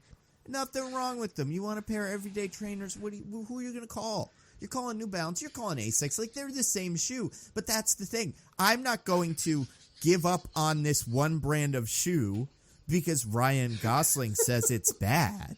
I'm gonna keep with my, you go to the, what's the word? Like, you dance with the guy who brought you. You know, abandon it because Ryan Gosling doesn't think it's cool. This is ridiculous. All right, let's move on. I think the pair I'm going I to buy can't is a with this pair of crap. 624s, but I want to see what colors we have. What are colors? We've been on this for like 10 minutes. And it's such a non. Oh, It is honestly the single thing about this movie that sticks with me more than anything else. So What? stalking, cool. Pickup artistry, cool. Weird sexism, cool. Well- Dissing New Balance, not cool. No, I'm not saying those are cool. I'm saying this is so specific to this movie. It's not like in all of the cool movies. What? Are there other movies that hate on New Balances? no, there's no other movie that does one thing at the end of Okay, this okay, movie that is okay. fucking unforgivable. I can't think of a movie I've seen that does that. And I want to say it now, but we can't because of our linear fashion. But No, it's better this way. Save We're this. building it up all podcast. Wow. You haven't seen this movie? You have no fucking idea what's coming. Wow. And you know what? You're not going to guess it. You're not going to fucking guess it. Wow, the 574 core in a burgundy is a very reasonable $80. I think if I'm making a pickup, it's that or the gray, and either one is good to me. Is neither are colors of shoe I already have. All right, moving on. Steve Carell. Moving on. Steve Carell goes to a bar, and who to his wandering eye does appear? We A did this lady? already. Wait. Yeah. No. But post New Balance, travesty, the lady, who does he find? The best part of this movie, Kate. Marissa Tomei. Yeah. I think this Spider-Man's aunt. That's right. Vinny's girlfriend or fiance? No, they're not married in the movie. I think everything that happens with her is terrific. My favorite part of the movie. It's pretty funny. I think it's really funny. The scene of them getting together was like, it started out like, I guess, and then got deeply uncomfortable for me. Okay, In sure. a way the movie intended, but was like, ugh. Yeah. All right, I'll buy that. I'm talking about the payoff here, but can you describe that bit? So it's his first like serious attempt after observing Jacob doing his pickup artist thing for a while. So he goes off and tries to do all the stuff that Jacob does, but he takes the advice too literally and is like tries to insist on buying her a drink, but then she's like, I'm an alcoholic. And he's like, and also refuses to answer her question about what he does, even when she's like, no, but really, I want to know. And he's like, nope. and it gets weird. And so eventually he just breaks down into a sweaty mess and is like, oh, I've screwed everything up. I'm a failure and a loser. Oh, my kids hate me. My wife is leaving me. And then she thinks that's hot. Yeah. I mean, he's being vulnerable. He's opening up Yeah. to her.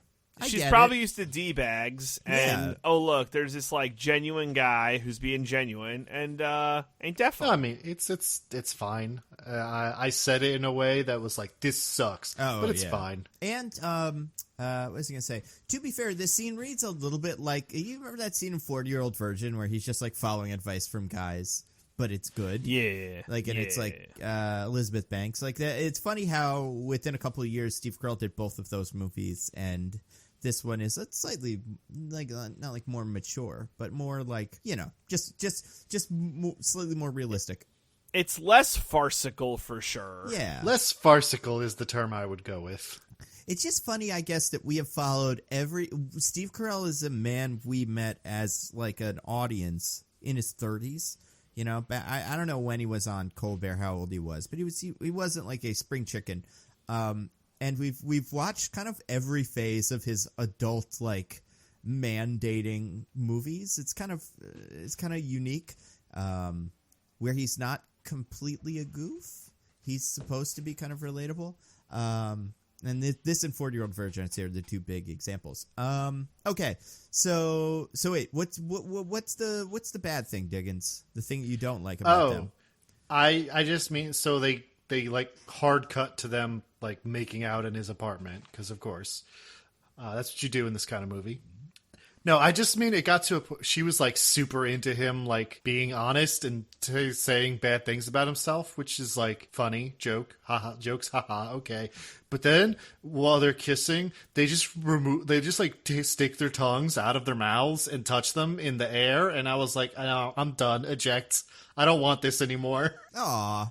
That's whatever. It's like purposefully gross. It was just gross. No, I don't mean it. I don't mean this in the sense of like, this scene sucked and I hated it. I mean in the sense of like, I don't want to watch that. You know what I mean? Yeah, I get you. I got you. That's fine. I don't know. It feels not like realistic, but the awkwardness of it I find fun. But Yes, no, it was intentionally very awkward. But then Emily and Cal have to go to a parent-teacher meeting, and who, to their wandering eyes, does appear? I'm gonna it's I think my favorite individual scene of this movie.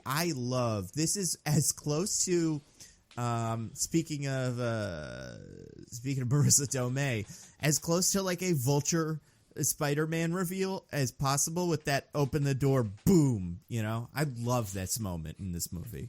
Now here is where we can start making a case for Cal, asshole. Well, I mean, all right, yeah, let's hear it. Nah, take Give it. me the Take case. it. I want to hear this. Well, okay, explain it's the just situation the start. a little bit. It's first. just the start. Okay, so essentially, Cal and Emily are at the parent-teacher night where they listen to their teachers talk about how their kids are doing. Except it's just the one kid, I think. It's just Robbie.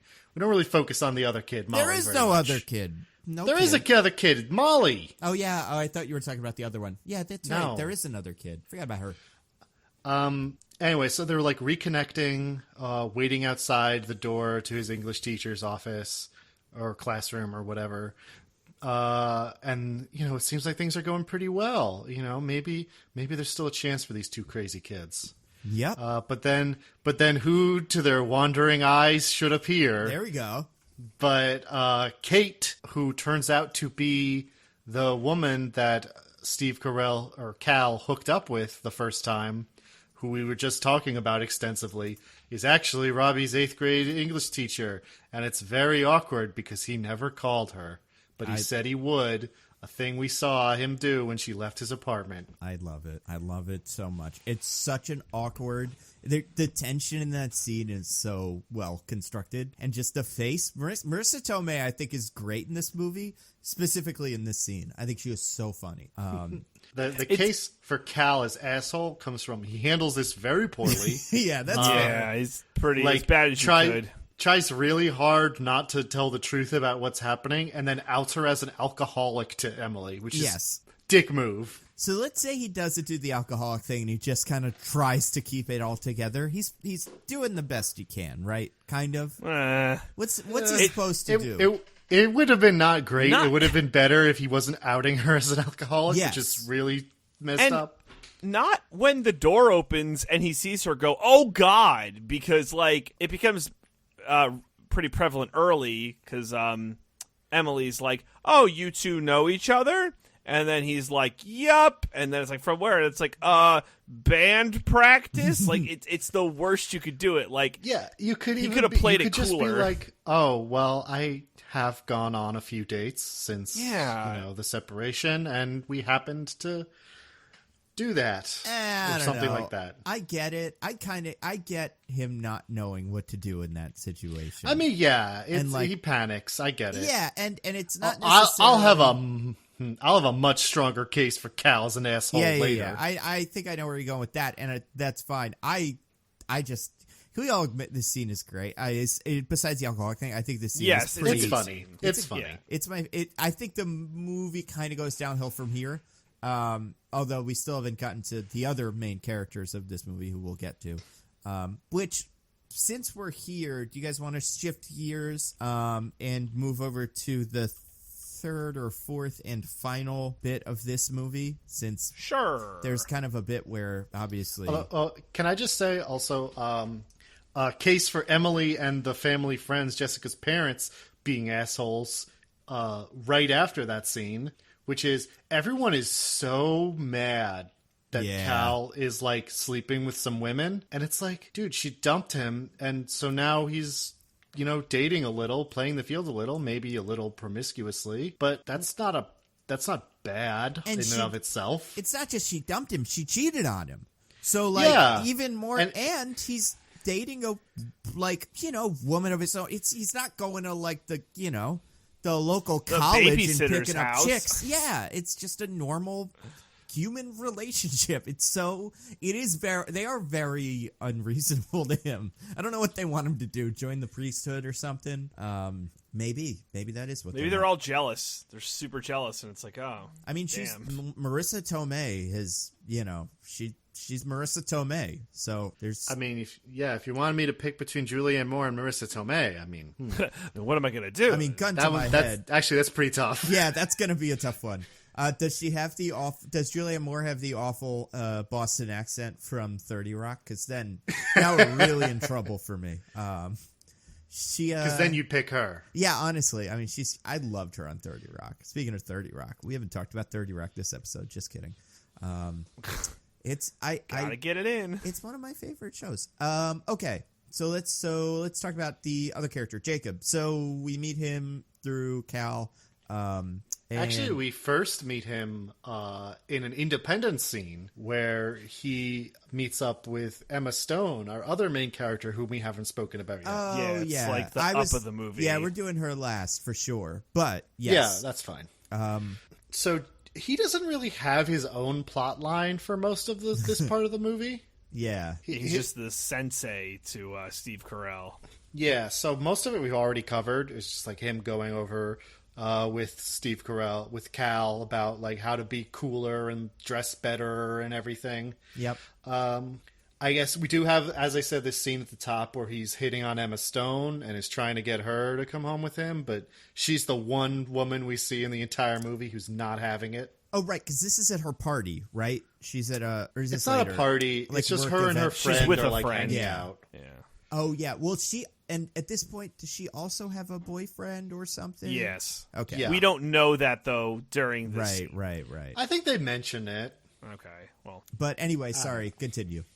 But yeah, so she shoots him down. He's like, he doesn't really seem very broken up about it. He's just like, oh well. So it doesn't seem like that big a deal in the grand scheme of things. But then later, events conspire that they meet up again. Yeah. Who did his wandering eyes to appear? But who to his Emma wandering Stone eyes should again. appear, but Emma Stone. By the way, if anyone's curious about what that comes from, it's like a poem about Santa Claus or something. I'm pretty sure. Who to his wandering eyes should appear, but Santa Claus walks through the door. Claus, yeah, and then Santa Claus throws New Balances right under the tree and says, "A great gift for everybody, inexpensive, and they last for a long time." Santa says, and Jacob throws him right out the window and says, "Get the fuck out of my house, Santa." and then what's still under the tree? Another pair of All Coast 331s in a burgundy and gray. They run a little large, but they're, you grow into them. I still have this page with all the shoes open. God damn. I really am scrolling through being like, what would be a fun pair? Because some of them are expensive, shockingly expensive. There are $200 pairs of New Balance shoes. Anyway. So yes, events conspire that Emma Stone, or Hannah, as the name of her character, Yep. meet up again, and this time she's like, "Yeah, I want it." But instead of doing the nasty, they end up just like talking all night and hanging out and having a really great time. And folks, I don't know if you can believe it, but it seems that our lady killer may have fallen in love. Yeah. What? She's broken down his facade and found the man underneath, and he's got a heart and a soul. I will have to say, I know it's like, oh, now she's like falling for the hot guy, but like she does get burned by her boyfriend because there's like this little thing that comes up where like her boyfriend's we'll get there. Oh, I'm sorry. Please continue. Well, no, sorry. I just meant that I may have some more points for the asshole counter. Okay, all right. I'm sorry. Keep going. But we'll get there when we talk about... Folks, Nando has just posted into our chat a link to some New Balances. You didn't have to say it. You didn't have to say I did have to say it. Under $70, and listen, they've got an interesting look. I'm wondering, what do we think of these? They are, in case anyone's following along, the 247s. They're desert sand with sea salt, and they've got this interesting like lattice pattern. And if you want to hide the N, this is probably out of all of them the least big ol' N in all of the shoes, besides the Tokyo Design Studios. But those are like under $60. We're not going there. The pattern is like they're sandals without being sandals, and I hate it. It's so weird though, right? Like it's kind of it's a lot, but I don't know. Could you walk down the street in these and be like, I don't know. Not if I wanted to show my face again. All right, fine. I'll find a better pair. Anyway, continue. But yeah, sorry. I'm sorry to have cut you off there, TJ. No, if you're getting there, get there by all means. I wasn't sure if you're getting there.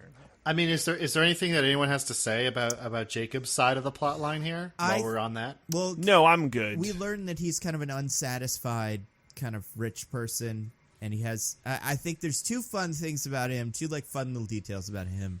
A, he owns 2 Sharper Image massage chairs. That's kind of fun, right?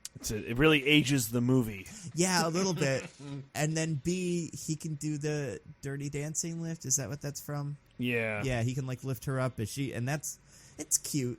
Like he's I don't want to say got like a heart of gold, but there's more to him than his weird little mystery pickup artist thing. He has like a heart of bronze. Yeah, he has a heart. It's cute. It's a little cliche, and it does that thing where it tries to distract from how cliche it is by pointing out how cliche it is. See, it's like, we really got you, folks. I think the movie does a good job with him with Jacob of making him like starting him in a really unlikable place and then kind of slowly working him into being reasonably, like it's like, all right, I get it. This guy's like he's a human being. I don't think I see. It's tough because Ryan Gosling is just so likable, right? Like, he's so handsome. I know, I love him. I just have a hard time with him being a jerk. And so when he does let down his facade, it's like, yeah, okay, I guess that's right. He's nice. I forgot about that. He also opens up that his dad was a good man, but too soft. Didn't fight for his wife when things got tough, and so his parents got divorced, revealing maybe why he decided to help our hero, Carl. Right, and is this the, like... There's a couple of these, I guess, and there was an era in the 2000s, 90s where every movie was about some sort of like dad in crisis, like all of those, liar, liar, jingle. Movies all the way. are still about dads in crisis, for sure. But is this the kind of the kid from the Dad in Crisis movie grew up and became like kid of divorce in crisis? Because I think it almost feels like he could have been like the child from Liar, Liar or something. What if in the middle of that like heartfelt speech to Emma Stone, he was like, yeah, and then one day a magic spell that I wished into existence for my birthday cake made my dad unable to lie. Right. I think we're like one or two sentences. Maybe that's like a deleted scene. I don't know. I think we've got most everything. Is there anything else we want to get at with Hannah? Is that her name? I think we should quickly go over her plotline, which is also fairly short and not complicated. And she's mostly connected to Ryan Gosling's character. So she is only connected to Ryan Gosling's character. Yes. At this point in the movie. At this point in the movie, yeah. Yeah, so we have that opening scene. Her friend is like, your boyfriend is boring. You should fuck random dudes. Yeah. So put that one up on the asshole counter. I mean, the friend or her? The friend, the right? Friend. Yeah. The friend. Oh, friends in these movies are always the worst. They're always like the devil on your shoulder. It's almost like they are, I mean, not almost like that. This is pretty realistic. They're like the audience circuit being like, do the movie, please. We need the movie to start. So cheat on your boyfriend or whatever, or, break up with him so that this could become interesting. Because you're an old stick in the mud. Yeah, and I think, I mean, had you guys seen this movie before you just watched it? Nope. Really? Oh, okay. Do you remember the trailers at all or anything like from this movie? I don't think I had ever heard of this movie until you said we were doing it. Wow. There's one bit that Michelle reminded me of while we were watching that I'm like, oh yeah, I remember that a lot from the trailer. The New Balance sneaker bit. Good for her. Yeah, how'd you know? Good influence on you. DJ, your birthday's coming up. Let me get your shoe size real quick. I'm fine with that. I'll find you a nice looking pair. I mean, I put a couple in the chat. I'm joking about the first two. The third one I don't mind, and maybe not in those colors for, everybody. Although, I'm a sucker for purple, even though this isn't purple. It's a dark currant. But anyway, let me guess. You're a 12? No. Yeah, good. 11 and a nice. half? Okay, yeah. 12, yeah. We will see. Anyway, so... yeah, I think in a lot of these movies, the best friend is always not like a train wreck necessarily, but she is the most aggressive part of the movie in terms of just do the worst thing. Although, to be fair, her boyfriend is a dick, so what's she supposed to do? Well, is he? He doesn't care about her and her needs. He's all about himself. Maybe. So I will say that there isn't enough of a sample size, but this movie is so, like, slapdash together that it's like, yeah, that guy's a dick for all these generic reasons, and shut up if you want to ask more questions. I mean, listen, you could make a whole cinematic universe of these movies and make each of these plot lines its own movie, and I would die for the Avengers of these movies, which would be the most fulfilling movie ever made. But, you gotta cut your losses at some point. So I have a quick question. Can you guess the one part of this movie, and it involves Hannah and Jacob, that I do remember from the trailers, because I think it was like everywhere when the trailer came out? I'm trying to guess. I don't know. Because honestly, the part that I always think of is the bit where he lifts her over his head in that dance. So I'm wondering what yours is. I was going to say when they kiss in the bar where she's all wet. No, it isn't. By which I mean it was raining outside and her hair is wet. Yeah. You grossos. Yeah, thanks. Oh, I missed that word, grosso. You used to use that on this show. I think you'd use that in the Avengers episode or something. I might have. Fresh in my mind. Anyway, go on.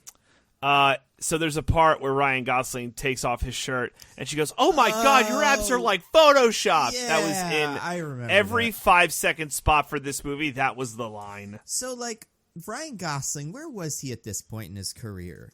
He had done The Notebook.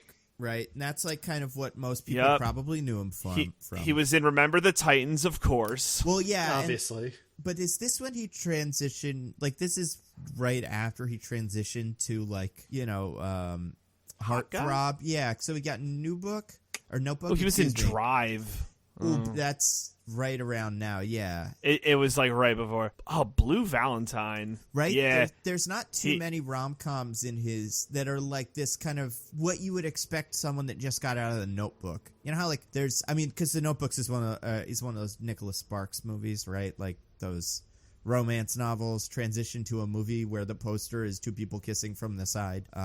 There's like 50 of them. So it's funny how there's a 2004. There's like almost a 7-year gap between this, I would say his second, maybe out of 3. So he's got this. He did The Notebook. He did obviously La La Land, and then Crazy Stupid Love. But he wasn't a big rom-com guy, which is surprising. You know, Maybe he wanted to get away from romance. Good for him. You know, he's good in movies he's in. You know, he's not so hot in the movies he's not in, but I'm willing to forgive that. I mean, they could use him. Honestly, there's some movies I've seen, and I'm like, we probably need a little bit of Goss in this. Imagine him instead of Chris Hemsworth in that Men in Black movie I hate so much for no reason. That'd be pretty good. I don't think it would have helped. He probably wouldn't have hired his own screenwriter to write all his lines. So here we go. We're I don't know if we've got anything left before things really start heating up. Really quick with the rest of Hannah's plotline, which is sure. She's like, no, I want to be boring for the rest of my life. I'm taking the bar because I'm going to be a lawyer. Yeah. And then we have a scene with her boyf and some other lawyer friends and her one like normal friend, I guess. Where her boyf is like, if you pass the bar, I've got big news. And she's like, oh man, if I pass the bar, he'll propose to me. And if I don't, then he won't. Yeah. It's pretty awesome. The stakes are so high. It seems like he doesn't want to propose to her. Then she does pass the bar, and he's like, I've got big news for you, sweetie. I got you a job at my law firm. Yep. Or at the law firm Huzzah. I work for. And she's like, you weren't going to propose? And he was like, wow, I mean, we've never talked about that. That's kind of a big decision. I would need to, have some time on that one. And she's like, wow, you're not immediately willing to marry me? Fuck off forever. Now, how long have they been dating? Is this information we have? We don't know. I don't think so, no. So I don't know how completely unreasonable of a decision that is. I mean, it's pretty unreasonable, but I don't know. It's hard to tell exactly, I mean, obviously he didn't want to propose to her, so it's kind of shitty of her to treat it that way. But do you get a what's his name vibe? A Warren Werther? What's the name of the boyfriend from Legally Blonde? I kind of got that from him. You know what I'm talking about? I mean, yeah, I know who you're talking about, and he could have been, but we don't spend anywhere near enough time for him to get a real read on his personality, other than that he's boring. Well, that's the thing with this movie, and why I'd say it turns everything on its head, even though sometimes it doesn't. It really relies on your shorthand knowledge of what a normal romantic comedy would work, how that would work. And then it's like, it's kind of like that, but it's a little bit different. And then that's, where you end up. This, by the way, is where Hannah ends up on the asshole board, which is she reacts to not getting a proposal that she'd completely built up in her own head and like was not part of any discussion she'd ever had with her boyfriend. And then just immediately goes out and tries to fuck another dude. Yeah. Yeah. It's pretty, that is pretty weird of her. But what are you going to do, man? I mean, listen, if Ryan Gosling, she at that point, she was looking for an excuse to fuck Ryan Gosling. I mean, fair. Aren't we all? Exactly. If we had the option, you'd be like, oh. Then again, listen, Emma Stone also, Ryan Gosling and Emma Stone are basically the caliber of person that they should expect out of their lives. So it's really, no one's like winning. Well, they're both winning, but no one's like the winner in that scenario except us, the audience. Up until this point, this has been a relatively not really even usual, but confusing without this next part, but kind of by the books romantic comedy. And this is, I would say, kind of where this movie, what's the word? Elevates becomes itself. interesting. Yeah, sure, it's its point of difference, and it's hard to describe without giving it away. And I think the movie does a good job of making this work. So a certain bit of information is we're building towards an event, which is family dinner, because the third child, Cal and Emily's third child, is coming home from college or just from far away. No, just she's an adult, and she's an adult. She lives off on her own, and now she's coming to visit. Yeah. And then we didn't even talk about the thing that Cal's doing. First of all, he's sneaking into his house to mow his lawn, which is a little weird, but sure. Oh, yeah. I mean, fine. Yeah. That's like a fun not little seemingly out of any affection for his family. He just really loves his lawn. Yeah. But then he also decides to kind of win Emily back with a thing from their past. which is pretty not unreasonable, but it's a pretty big thing that he's going for. Yeah, he so there's a reference that their like first date or something was like mini golf and dancing. They were really into mini golf and dancing. So he does like a one hole mini golf, like not a course, but it's like just literally one hole from mini golf, and he makes it in the backyard. It's like a big windmill. Looks very fun. Yeah, very fun. And it's because they had a first date at mini golf or something like that. Yeah. Him and the son, I think, have set this up, right? They're in on this together. Yeah. Because the daughter too. They're like the whole family's right. in on it. And the son is like the perfect child, so he knows all these things. Yeah, he's Jesus. He's so, a little Jesus boy, baby peanut Jesus.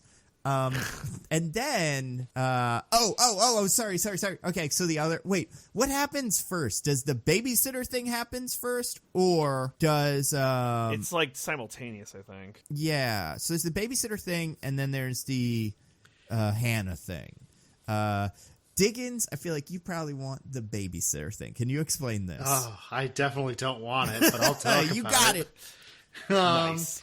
So Jessica, the babysitter, who has a big old crush on Cal, asks some person, some like cool girl from her high school, I guess, who she knows dates older men, quote unquote. Not clear, by the way, what that means. Like college guys, or it could mean that's... some varying shades of things from sketchy to. How old is she? She's supposed to be 18. The babysitter's 17. Yeah. Damn it! All right. I know. Yeah, Nando. No, not for that reason. Just like, you got that little deniability, like, dating college boys, I guess, she's 18. But that's like, I mean, maybe the other girl's 18, so that's more fine. Also, Right. the movie does take place over the course of a year, so we don't know if she turns 18. It's a whole mess. Point. Regardless, so she asks for some advice. How do you get the attention of older men? How do you get them to not see you as a little girl? And she's like, yo, just send them some dirty pics. And this is 2011, so what does that mean? I think so. That means that Jessica, a 17-year-old, does a photo shoot with her digital camera of just a bunch of naked pictures of herself. Yeah. Then prints them on her family printer. Yep. Puts them in an envelope and writes Cal's name on it. And it's like, things happen. I'm gonna give that to him later. Fucking, I guess, is her plan. Again, I'll give it to her 17-year-old. Not a great plan, but I will give it to her as being like a thing like lovesick 17-year-old might do. Yeah. But you should maybe think about this more than not at all. Oh yeah, no, it's not a great idea. Anybody that's listening, don't do that. But yeah, ever. Shocked. It's illegal. It is. It's highly illegal. Cal could have gone to jail forever. Yeah. Would have been an amazing end to this. Well, luckily his daughter's almost a lawyer. So she, and by that I mean Patent some random attorney. Girl. Who could that be? Patent attorney. Well, I mean, the skills transfer. Anyway, open and shut case. He's going to jail. You need Johnny Cochran to get you out of this one. Her mom finds the pictures in her like underwear drawer. Yeah. Sees them and is like, what the fuck? And shows them to the dad, Bernie, who stares at every single one of them in turn. Real weird move. Real weird move. I figured he would open it and be like, oh, but he just looks at them all. Now, the pictures themselves, I was wondering this because obviously we don't see them. Do you think her face is not in them? And he's just like, this is interesting. Who is this stranger? Yeah. I wonder which friend of hers this is. Because that's, obviously worse. But, no, we see her the only part of her we see her proposing is her face. And she is, trying to make sexy faces. So they're in the pictures. No, that's true. That Unfortunately true. Horribly true. Anyway, he makes a obvious conclusion based on the evidence presented before him and immediately storms off to go punch Cal for he assumes fucking his teenage daughter. And- Which, Yeah. you know, like, jumping to conclusions a little, maybe. Not an unreasonable assumption, not an unreasonable reaction. I'm not a dad. I don't know what that, but I can see being blinded by rage. And they've already broken up with this person as friends. So these people aren't normal. Like, these people make weird decisions on a whim. Maybe they just always hated Steve Carell. They always hated Cal, and they were waiting for an opportunity to get out of this, And now it turns out he did all this. Okay. So then, everything sorry, I didn't get to the other thing. DJ, what is going on with Hannah? So she and Ryan Gosling, or Jacob, have become a couple, and it's very nice. Even at one point, Jacob calls Cal and is like, "Oh, I'm meeting this girl's parents. We're a thing now." And he's like, "Oh, that's so great," because Cal had been trying to call Jacob, but he'd been like ghosting him because he'd been with Hannah, and it's so lovely. And so Hannah goes to introduce Jacob to the parents, and as it turns out, she takes him to Cal's and Emily's backyard. Dun, dun, dun! Wait, hold on. Cal? His friend from Yeah. hookup, school? Yeah! But he's just his friend from hookup school. He can't have children. Yeah. And also, wait, hold on, wait a second. But is the daughter, I don't think the daughter is named, but she's given a nickname? Nana. They refer to Nana at one point, which is Yes. obviously supposed to make us think they're talking about a grandma. Grandma. of Yeah, some they're- kind. Yes. I There's a forgot about Chekhov's gun. Like, if you talk to Nana, and it's like, Nana's worried, and yeah. that. So then they all meet, and Steve Carell is pissed. Yeah. Kind of reasonably so, but also, I don't know, man. Like, This is where Cal makes the strongest play for the asshole board. yeah, honestly. Yeah. It's again, dad and daughter. He's overprotective. I don't know. Does he know that Ryan Gosling's dude is in love with some girl? Right? Does he have that information? Yeah, they had a phone call about it. So he yeah. I guess So, maybe like, it is pretty unreasonable. He knows that Ryan Gosling is like, wow, I have real feelings for this person. I want a real relationship with this person. Yeah. So it's just he turns on him so quick, even though he was Yeah. taking all his advice and Yeah. doing all the same things as him. And you could have felt conflicted about that and been like, man, I guess I shouldn't have done that stuff. But it's still kind of a dick move to so immediately be like, no, you're a fucking terrible person. Even though we were just talking and I was still wanted to be your friend. Now that you're dating my daughter, fuck you.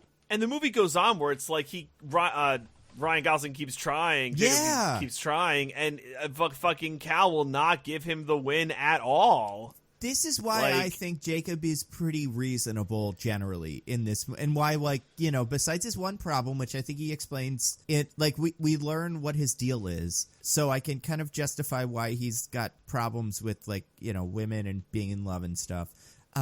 He does everything right here, and Cal just loses it. I would Yeah, agree with that, yes. Yeah. At one point, he even goes Cal, you're a good dad. He acknowledges, he understands where he's All right. coming from. And That- Cal's like, fuck you, bro. That might be a little much. I want to say calling him a good dad seems a little I understand, what he's going for, but it does feel a little all right, buddy, listen. You don't get to call me a good dad. That's just a weird thing for him to say. But yeah, so everything's going poorly with them, and then who to our wandering eye should appear. This might be our last who to our wandering eye. But the dad of the babysitter girl. Yeah, whatever his name is. Yeah, I already forgot The about guy who that. stared at the naked photos for way too long. Yeah. And he starts trying to fight Steve Carell or Cal, and Jacob is pulling him off whoa, what's going on here? Again, Jacob, good guy. Yep, everyone's hero. And Cal's I have absolutely no idea what you're talking about. I don't know what's happening here, which is true. Yep. But then, who to our wandering eye should appear? Oh, yes, that's right. The hero, the most blameless member of the team. Yes, David Lindhagen. Yeah. Oh, yeah. I forgot about That's this part. right. And And then Jacob is like, "You're David Lindhagen," and walks up and just punches him straight in Love the it. face. great. Love it. I know it's unreasonable, but I loved it. I did loved too. it so much. I rather enjoyed this scene. It's great. It's very farcical, kind of like the pile up of everything that's happening before Yeah. kind of coming up. And it was. I honestly thought that it should have been like longer and should have immediately led into the end of the movie. Yeah, it does. When you say farcical, I agree. It kind of almost feels like Shakespeare. Like, obviously, not Oh Shakespeare. yeah, Crazy Stupid Love, written by Billy Shakes. Well, kind of. It's that same shit where it's like, this guy was this guy's this guy, and this guy was this guy's this guy, and uh-oh, they're all in a room together. Like, I mean, yeah. I guess, what's the one? Is it Midsummer Night's Dream? There's one where it's like, this guy was pretending to be this, and this one was pretending to be this. No, it's not Midsummer, it's the other one. Twelfth Night, yes. Yeah, It's reminiscent of that. And I just love how ride or die Jacob is for Cal. It's part is of what nice. endears you to him so much at the end of this movie, and kind of you forget how much of an asshole he was, but he has changed. He has development over the course of the movie. Hey, here's a question. Yeah. Does Jacob have other friends? No, I don't think so. No. He sits in I his think he even massage says chairs it. all day. Just like waits for the bar. I really do. What does he do for a living? Does he have no job? Trust fund kid? I don't think it's clear. He does say he inherited a lot of money from his Yeah. parents. It's not clear if he also has a job or not. Yeah. So yeah, I mean, how would he know people besides women he sleeps with? And so I don't think he does. But yeah, So maybe that's why he's so cool about it. He's like, I can't lose the only friend I've ever made. yeah. And David Lindhagen's the only other man I've ever heard about, and he's bad, so got to get him. I'm gonna burn all my bridges just immediately.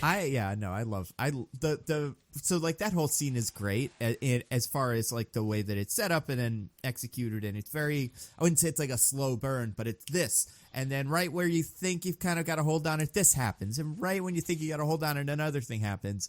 So when Ryan Gosling comes in and decks David Lindhagen, it was just such a good kind of catharsis, even though David Lindhagen did very little wrong compared to the rest of these, I mean, again, he did sleep with a married woman. Like, he's not blameless. He was giving her what she needed, all right? Listen, Oh my god.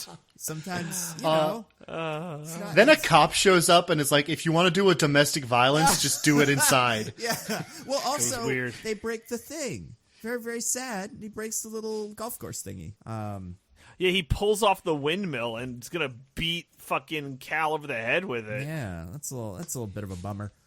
And then that's Oh, kinda- and Robbie is, Jessica admits that she was in love with Cal and is like, he had nothing to do with it. I was just doing it. But then Robbie hears that and is like, you're in love with my dad? yeah. What? And then Cal is like, you're in love with Jessica? And then Robbie, in the confusion, ties up Jessica and takes her and like, imprisons her in the basement and cuts her face off. And like, Oh my god. it's He brings her to his underground lair beneath the opera house. yeah.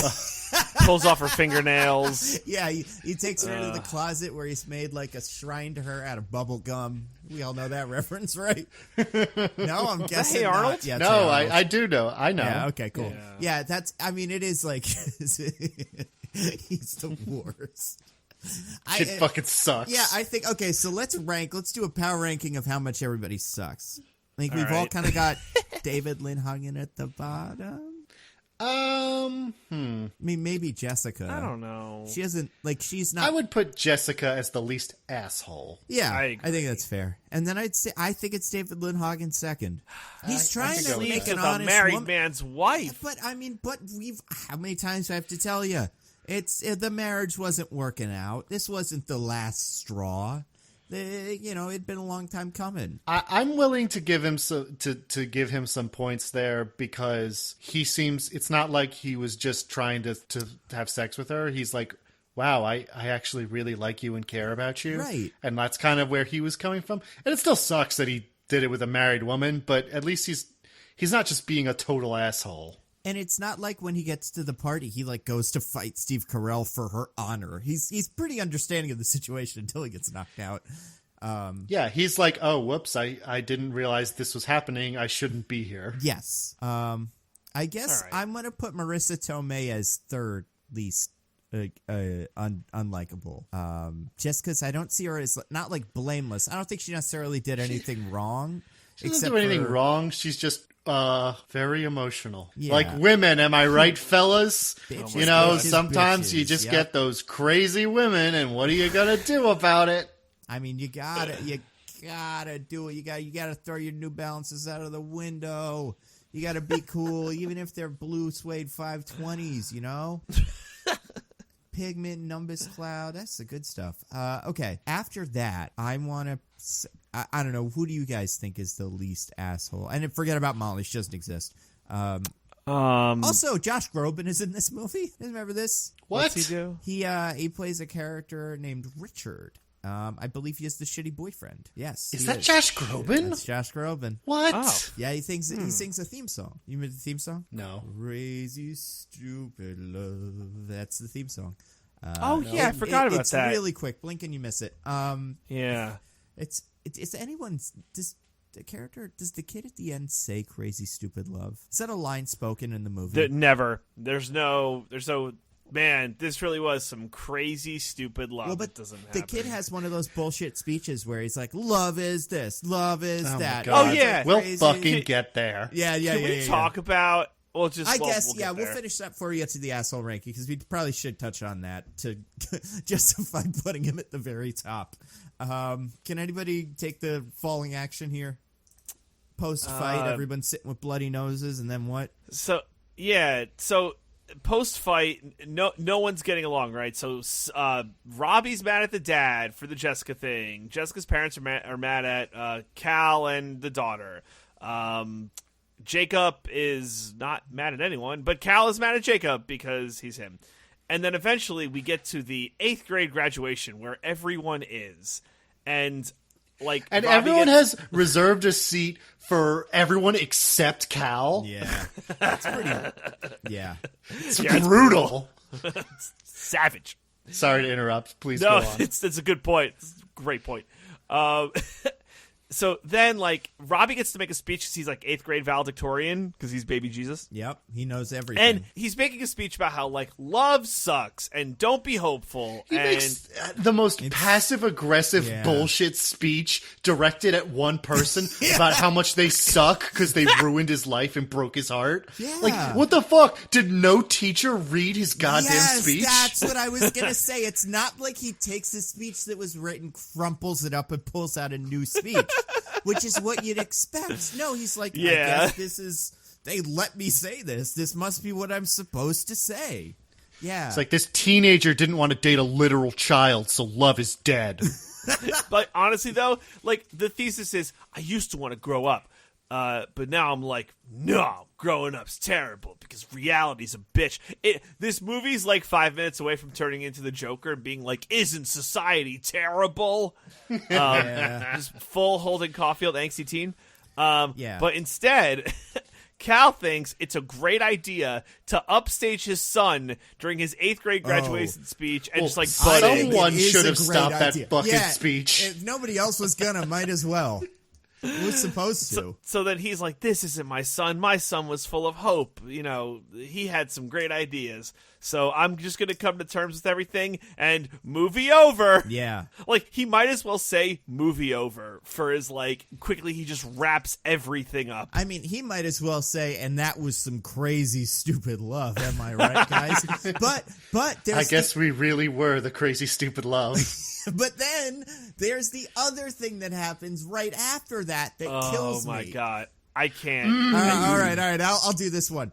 So the girl, I already forgot the name. Sorry. Jessica. Jessica.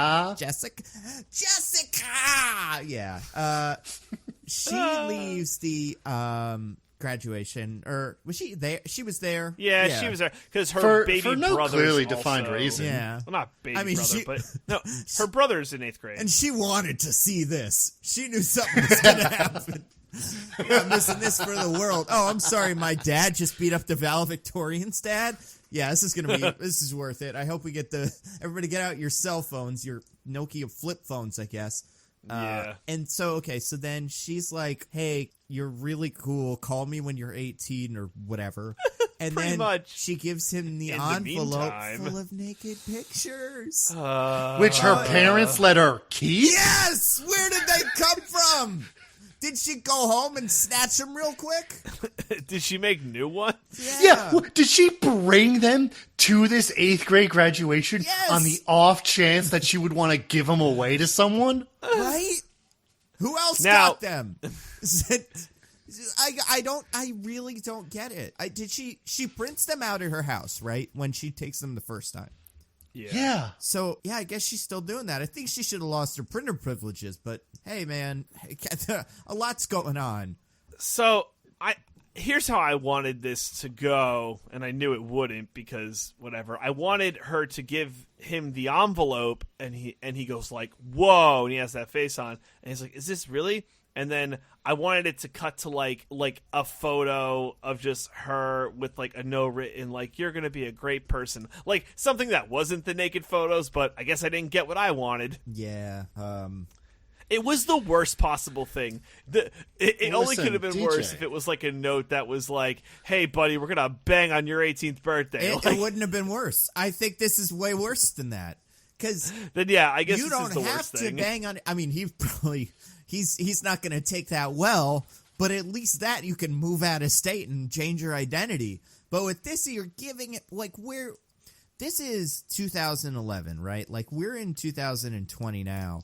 This whole naked pictures thing has gone off the rails, and there's all kinds of hacking and whatnot. And like this was way before all of that. And I don't blame Crazy Stupid Love for it, like making that normalized, but it does kind of. It comes to such a weird conclusion there, and it's weird because it's the kids. Let's say if this was Julianne Moore giving naked pictures to David Lindhagen, and then she ended up giving them to Steve Carell, fine, right? Little weird, but fine. But it's so weird that that two grown men sat down in a room and wrote a scene where a 17-year-old girl gives an envelope of naked pictures to a 13-year-old boy, and then they handed that to another man director, and he said, "Yep," and then they filmed that scene.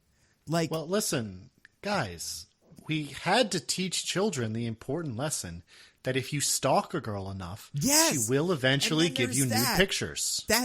it's unbelievable that's the, and because I think besides that, the lessons of the movie are relatively mature. It's like, hey, let your daughter date who she wants, buddy, and like, hey, maybe call women after you sleep with them and whatever. But then there's that little nugget of weirdness sitting in the end of the movie, and the movie revolves around this kid at the end, and it sucks. It really sucks. Ugh. Yeah. It's such a damper on the movie, and it's also, by the way, why he gets biggest asshole title at the end of this movie. I agree. I think everything throughout the movie is why he gets biggest asshole title. Sure. I mean, his little This Wonder is just Kid like the thing doesn't fucking help cherry. either. The speech he gives Kevin Bacon made me hate him from the beginning. The little like, Yeah, it's that- very like pretentious. Oh, and he's not written like a child. He's written like an adult. He doesn't sound like a kid. He sounds like something that an adult would say. And whenever a director or writer does that, it sucks. So asshole power ranking. So we knocked out Kate, David Lindhagen, and Jessica. Who's next? I would say Emma Stone, relatively blameless. Yeah. She made one bad decision. Whatever. She saw the good in Ryan Gosling. That was nice. I'm going to put Ryan Gosling next. I don't think he did anything super wrong. I think in general he was like professionally more of an asshole, and we've seen what he did to those shoes. And then I'm going to say Cal. I don't think Cal did anything terrible either, besides that one meeting with the teacher. Well, I mean, his whole attitude towards Jacob at the end is pretty shitty. Yeah, that's fair. But he's a dad. I want to give it to him. You're overtaken with emotion. It's not super unreasonable. Like, if Jacob knew, Jacob would have been like, all right, Cal's probably going to not love this. I should prep him for that. Because the situation is awkward on its own. So then characters we got left, we got really it's Emily and Robbie. Those are the only other two, and I guess it's like Emily and then Robbie is the biggest asshole. I mean, Robbie has to be the biggest asshole. It There's has no to question. be. It has to be. Yeah, so I think that's fair. But yeah, it's such a I agree, Dickens. Having talked through it, they are all assholes. I think Ryan Gosling would like visibly be a bigger asshole if he wasn't Ryan Gosling. If he was some other actor who we're supposed to see as an asshole. If he was Ben Schwartz. Oh my God, that would be amazing. That's kind of who this is. Or Aziz Ansari even.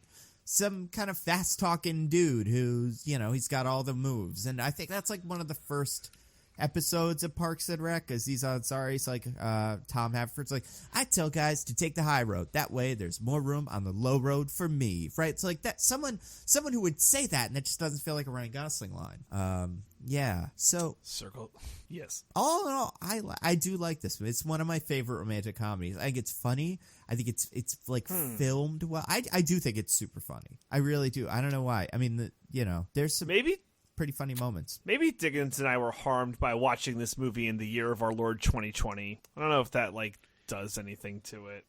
I mean, it was 9 years ago, and my memory's not perfect. I would like to believe that 9 years ago, child pornography was still considered bad. Yeah. I mean, it is. Get off your high horse, Diggins. But also, I mean, it's a little less. It's bad, but it's just like there's a certain part of it where you're just like, kids are weird. This kid's weird. The whole kid thing. All the kids are weird. I almost kind of write them out of the movie in my brain, and I just enjoy the fun Steve Carell, Ryan Gosling stuff, and Emma Stone. All three of them in their own little movie, and Marissa Tomei, got to throw her in, make a very entertaining, fun little romantic comedy. You could. I think there's fun bits to this movie, and I don't hate it. It's fine. Like DJ said, it's fine. Yeah. I just don't love it. Well, yeah, nobody's like. What's your favorite romantic comedy? Do you have one? I Love You, Man. I wouldn't call that a romantic comedy. Well, really? They're friends. Is. They're not like romantic. Nobody falls in love. Well, I mean, the Paul Rudd and what's her face, they re-fall in love. I don't know. I wouldn't. All right, not that. Give me a second. On a similar wavelength, I quite enjoy Forgetting Sarah Marshall. Yeah, that's I'd say closer to what I'm looking for. Russell Brand has aged weird to me, but I love him in that as Albus Snow. Is that his name? Aldous Snow? Aldous Snow, I think. I think that's right. They produced his entire album, and I bought it, and it's real funny. Really? Yeah, it is. I remember, because I really enjoyed that and Get Him to the Greek. I think those are pretty good. And I think maybe they produced it for Get Him to the Greek, because I think there's more of his songs in there. But yeah, as parody songs, because it's funny because he's a British pop musician of a bunch of genres. So he has his Bono moment, and he has his Bowie-esque, his The Clash. He's just all over the place. So just as a Lonely Island or kind of Weird Al experiment. I don't know. I just love a good parody song. I wish there was more of them out there. You know what my favorite rom-com is? Definitely Maybe. I love that movie. The Ryan Reynolds Definitely one? Maybe what? Yeah. I've never watched that. It's any good? I like it, but it probably has not a lot of the same problems as this movie. There's but a lot of child pornography in that one. I was going to say, it probably doesn't age well, but so my thing is, I like Ryan Reynolds way more than I like Steve Carell or Ryan Gosling. So that helps me a lot there. So if I'm picking a Ryan Reynolds romantic comedy, because speaking of Ryan Gosling, Ryan Reynolds went all in on the romantic comedy thing, and I think he knocked a couple of them out of the park. I enjoyed The Proposal. I think The Proposal's fun. I've never seen that movie. It's not. I mean, I don't think they're breaking the mold, but I think he plays the dork in it, kind of, and what's her name? The one from Blindside, Speed. Sandra Bullock plays his boss, and she's kind of more. I don't know. He's kind of playing against type, which is fun. But I love him in a movie called Just Friends. Have you guys seen Just Friends? No. Oh, I've heard of it. It's so funny, and it's so Jersey that us Jersey people, we really should rally behind this movie. It's easily my favorite romantic comedy Me and my family quote it constantly, and I'm sure it has very, very terrible parts that as an adult now I would hate. But it came out in like 2005. It's got it's Ryan Reynolds and Amy Smart. It's a first of all Christmas movie, so fun. Second of all, it's the he used to be a fat guy and he got friend zoned by Amy Smart back in high school, and now he comes back and he's cool hot Ryan Reynolds and he's gonna win her back. And Anna Faris is a crazy pop star that pretty much wants to kill him, and Chris Klein is him but worse.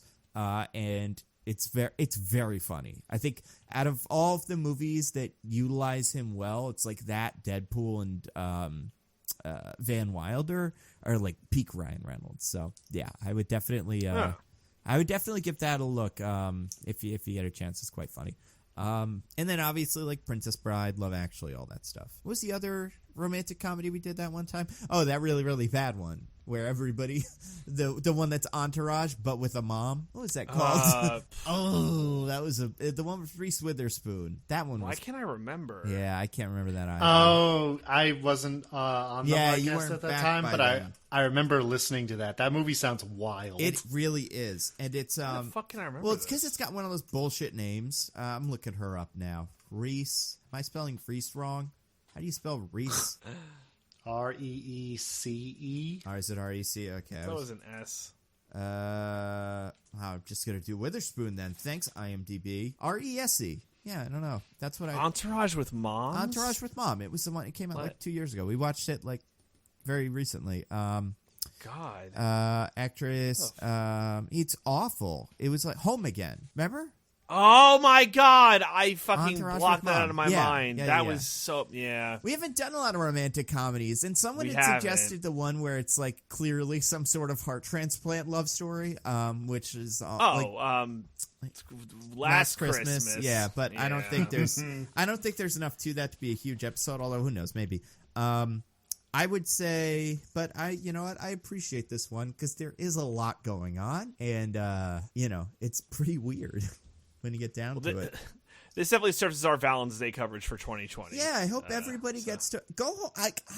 Listen, I know a lot of people that really like this movie and are like, this is a good, fun movie. So I would say it's a watch. Yeah. It's on HBO right now, so if you have HBO, definitely do it. it's funny. I really do think, just fast forward through all the child pornography bits. And listen, FBI, we hope you enjoyed this episode. They're not all like this. But that's kind of all I got. Do you guys want to get to our class? Oh, wait. Real quick, let's thank the person again who recommended this. Do you have the name up, DJ? Oh, God. I had it before and I deleted it. Not deleted it. I deleted it. You're dead to me. No, I closed the window. Oh, wait. No, I didn't. Wait. Yes, I did. How many windows do I have open with Twitter? What's wrong with me? It's an R name. It is, right? So keep vamp. Roger Rozansky. Roger Zansky. Thank you so much. We will do Speed Racer next. Not like next week, but that is still on the docket, and I love Speed Racer. Can't wait to talk about it.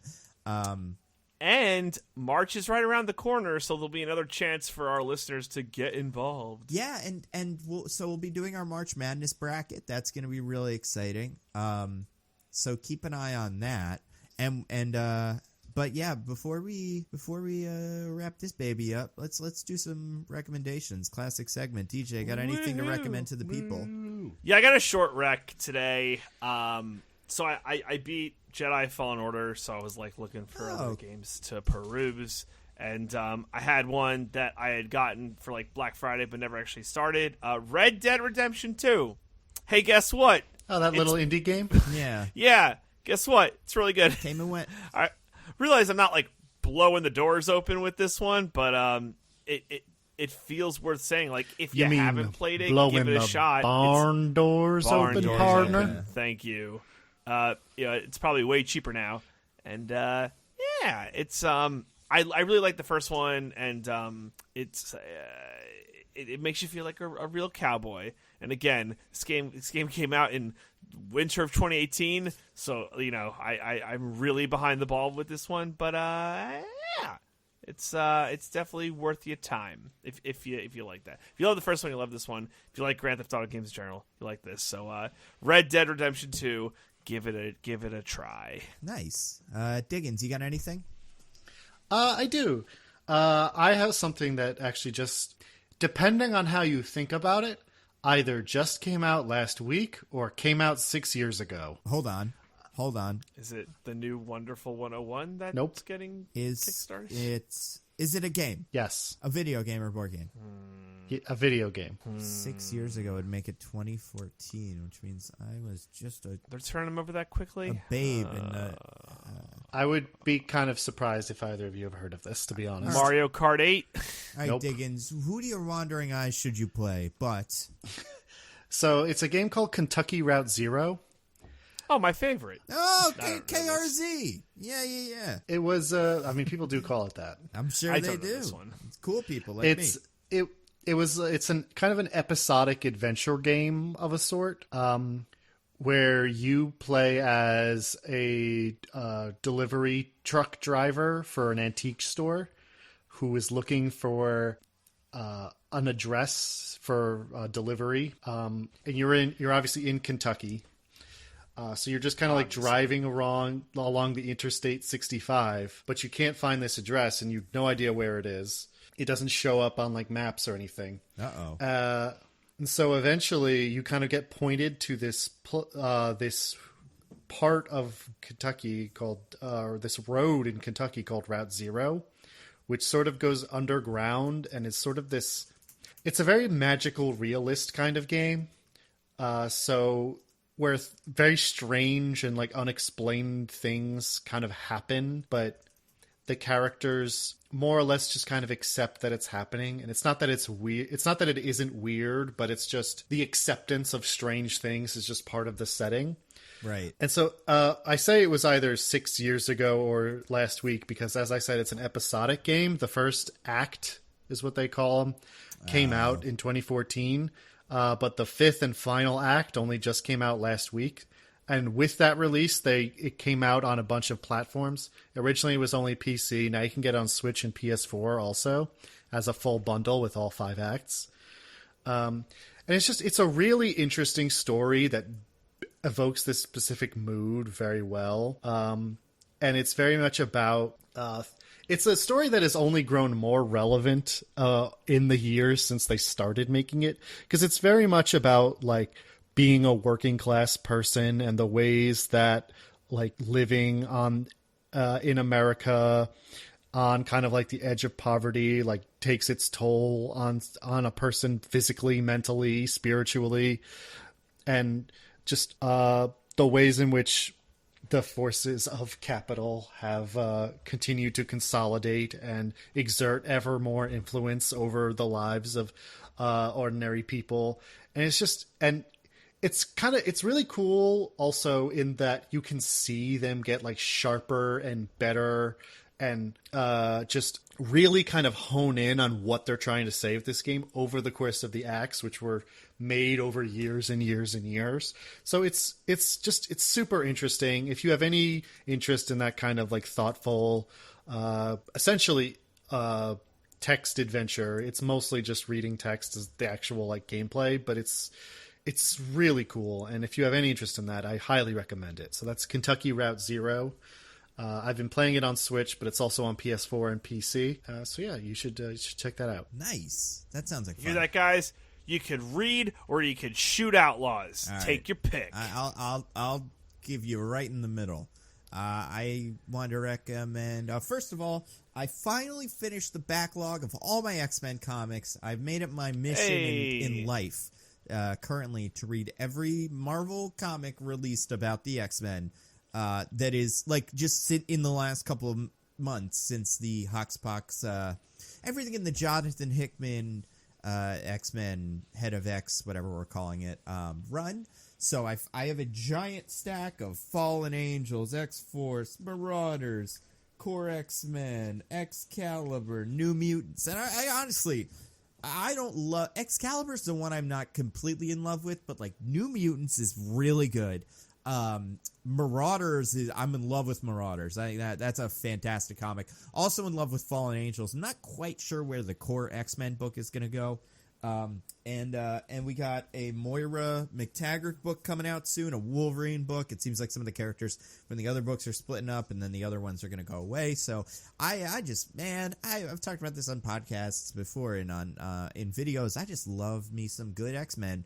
And I'm so happy that Marvel seems to be going all in, making like half of their weekly releases X-Men stuff. It's expensive. It's expensive to keep up with all of it. So I would say maybe pick one or two, see how you feel about them, and follow the trades. If I were picking two, I know some people don't love Fallen Angels, but I think it's terrific. Fallen Angels is Psylocke, Young Cable, and X-23 solving missions, but like doing a mission together. Mr. Sinister's involved. It's quite fun. The other one, everybody's favorite, is Marauders, which is Kate Pryde. Shadowcat is a pirate now, and she does pirate missions with like a team of like Iceman, Bishop, Storm, Pyro, and Emma Frost, and the antagonist is like the other Hellfire Club members. So I love me a good Hellfire Club story. I would say read those. The other thing that I've fallen in love with this week, is a new podcast made by The Onion called The Topical. I kind of explained this to DJ the other day when I saw him at the Super Bowl. Diggins, have you heard of this at all? I have not heard of this, and I'm immediately interested. Oh, it's great. It's the daily, but jokes. I'm going to play you 1 second of it. The podcast is going to get a little political, kids. It's not really. But this is like, so they'll. I was already talking about capital, so that's right, exactly. So yeah, I think you guys know where I stand on politics in general, if you follow my Twitter feed. So they'll have like these like larger episode kind of. There's like, let's say, two big stories, one that's really big, one that's slightly less big, about like the big one for this episode that I'm going to play is about how Walmart is banning the sale of guns that are going to be used at a Walmart, and how they're incentivizing customers to use them at other places, it's pretty crazy. I forget what the second story in this is, just about how people, the Logging Association of America makes an announcement that they just love logs, and it's really funny. But then at the end, they'll do 3 like title segments that are like, and here's 3 other news stories we don't have time for because the podcast is like 9 minutes long. This is the first one of 3 from that logging episode that it killed me. So here we go. I'm going to play it over my phone. Here are 3 more news stories you need to know. Presidential candidate Pete Buttigieg trapped himself inside a freezer earlier today after searching a local Iowa diner for a back room with high-rolling donors. It's unclear as of now if Mayor Pete is expected to survive the weekend. That killed me. I couldn't believe how funny it's pretty good. I just love, like, it's funny because it's like, obviously it's a podcast, but you can kind of imagine the Onion article that would go with it, and just the image of him opening the door. Yeah. Where are they? So I think that's super funny. I would say, find it if you like podcasts. It deals with the politics of the day, but not exclusively. But I mean, it's The Onion, so what are you gonna do? I mean, if you've made it into our 2.5-hour podcast on Crazy Stupid Love, then I really hope you like podcasts. Yeah, you guys wish it was and only this 2.5 hours. This is a nice 9-minute one. So you do your 2.5 hour mostly nitpicking, and then you switch over. Listen, what's that thing you say, Diggins, about the length of podcast sometimes? 5-star podcast, 5-star runtime. And rate us on iTunes, because that's also how you see the 5-star runtime, and you better tell everybody this is a 5-star podcast that goes along with it. Okay, next week, Fabtabulous, Harley Quinn, and Birds of Prey. I've heard it. I'm so not excited. I've heard interesting things. I'm kind of all over the place on it. We'll see. Yeah. I'm reserving judgment. Real quick, speaking of judgment, any Super Bowl trailer interesting things? You guys watch the Black Widow trailer? Yo, fuck Baby Nut. Oh my God, what were they thinking? Oh, come on. I have no comment on the commercials, but in terms of the Marvel trailers, yay? Awesome. I am so much more in. I've said this. I would burn Marvel movies 2020 to the ground to keep Disney Plus warm. The Loki show with so I had to look this up. He's wearing a prison outfit from the Time Variance Authority, which is like the time cops of the Marvel universe. So that's awesome. Like, I don't know anything about them, but just the premise that like he's time hopping and being pursued by time cops. You guys remember that show? What's it called? Time. Yeah, time. Which one? Time Squad. Time Squad. Yeah, exactly. Something like that could be super funny. Yeah. Then obviously Falcon and Winter Soldier looks pretty awesome. It's got Captain Propaganda, the U.S. agent, being introduced at like a football game. I think that's so funny. Like, people are calling him MAGA Cap. We'll see if he lives up to that nickname, but I'm already in love with it. And then the WandaVision stuff is like the greatest thing I've ever seen. We got the outfit. And we got all the fun, like, it's just, you know how sometimes Marvel does this where they're like, oh, Doctor Strange Multiverse of Madness, it's gonna be a horror movie. Oh, the director's fired, maybe it won't. With this, I remember when it came out, and this is like, it's going to be like a trippy television thing, and I was like, all right. But it seems like it is. I'm really proud of them for potentially following through on with this and Bucky and Winter Soldier. It seems Bucky and the Winter Soldier, or whatever we're calling it, it's Falcon and the Winter Soldier. Even though is it Winter Soldier? It should be Bucky and Falcon. Yeah, it should be Bucky and Falcon. Or Falcon. Why would we call him by his bad guy name when he's not a bad guy anymore? He's a fine, upstanding human being. Barnes and Falcon. Barnes and Noble.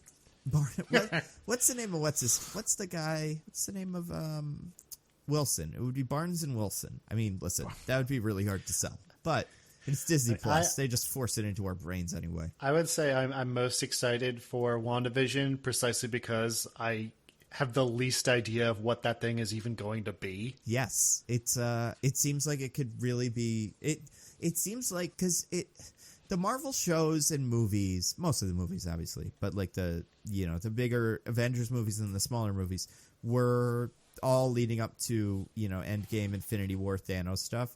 And this really does seem like, I guess we're not leading up to anything, so let's do something. Whatever it is we want to do, And that's awesome. Any other thoughts? In the Fast and Furious trailer was there. I don't remember too many trailers. We spent enough time on that trailer. Like, was there anything, I don't know, Tide ads?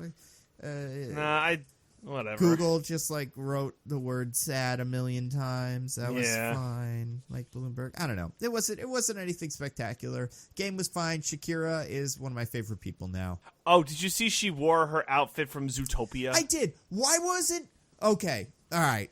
Nando's Soapbox V2. We're Alpha New Balance. We're on Shakira. We've all seen Zootopia, right? Yeah. Do you remember what her character's name was? Giselle. Why? Why wasn't she a zebra? Why wasn't she a zebra? Why is that the only pun we took a left on? Did Adele quit midway? Is that the only explanation I'll accept? Is that it was originally going to be Adele. They got an Adele pun in there, and then Adele was like, never mind. I'm going to do something else. And they were like, okay, Shakira, do it. Because, Shazebra, Shachita, just Miss Zebra. I don't know. There's just puns there. And I feel like Shakira deserves credit because I think that's a fun little song. And I found myself going through Shakira's catalog, like listening to it during the halftime show and be like, oh, yeah, it's a Shakira song. Oh, I guess that's a Shakira song, too. And I think branding wise, that animal obviously should have been a zebra, and it just should have been named Shazebra. I thought it was super weird how she ended her halftime show by having her dancers spell out tax evasion is cool.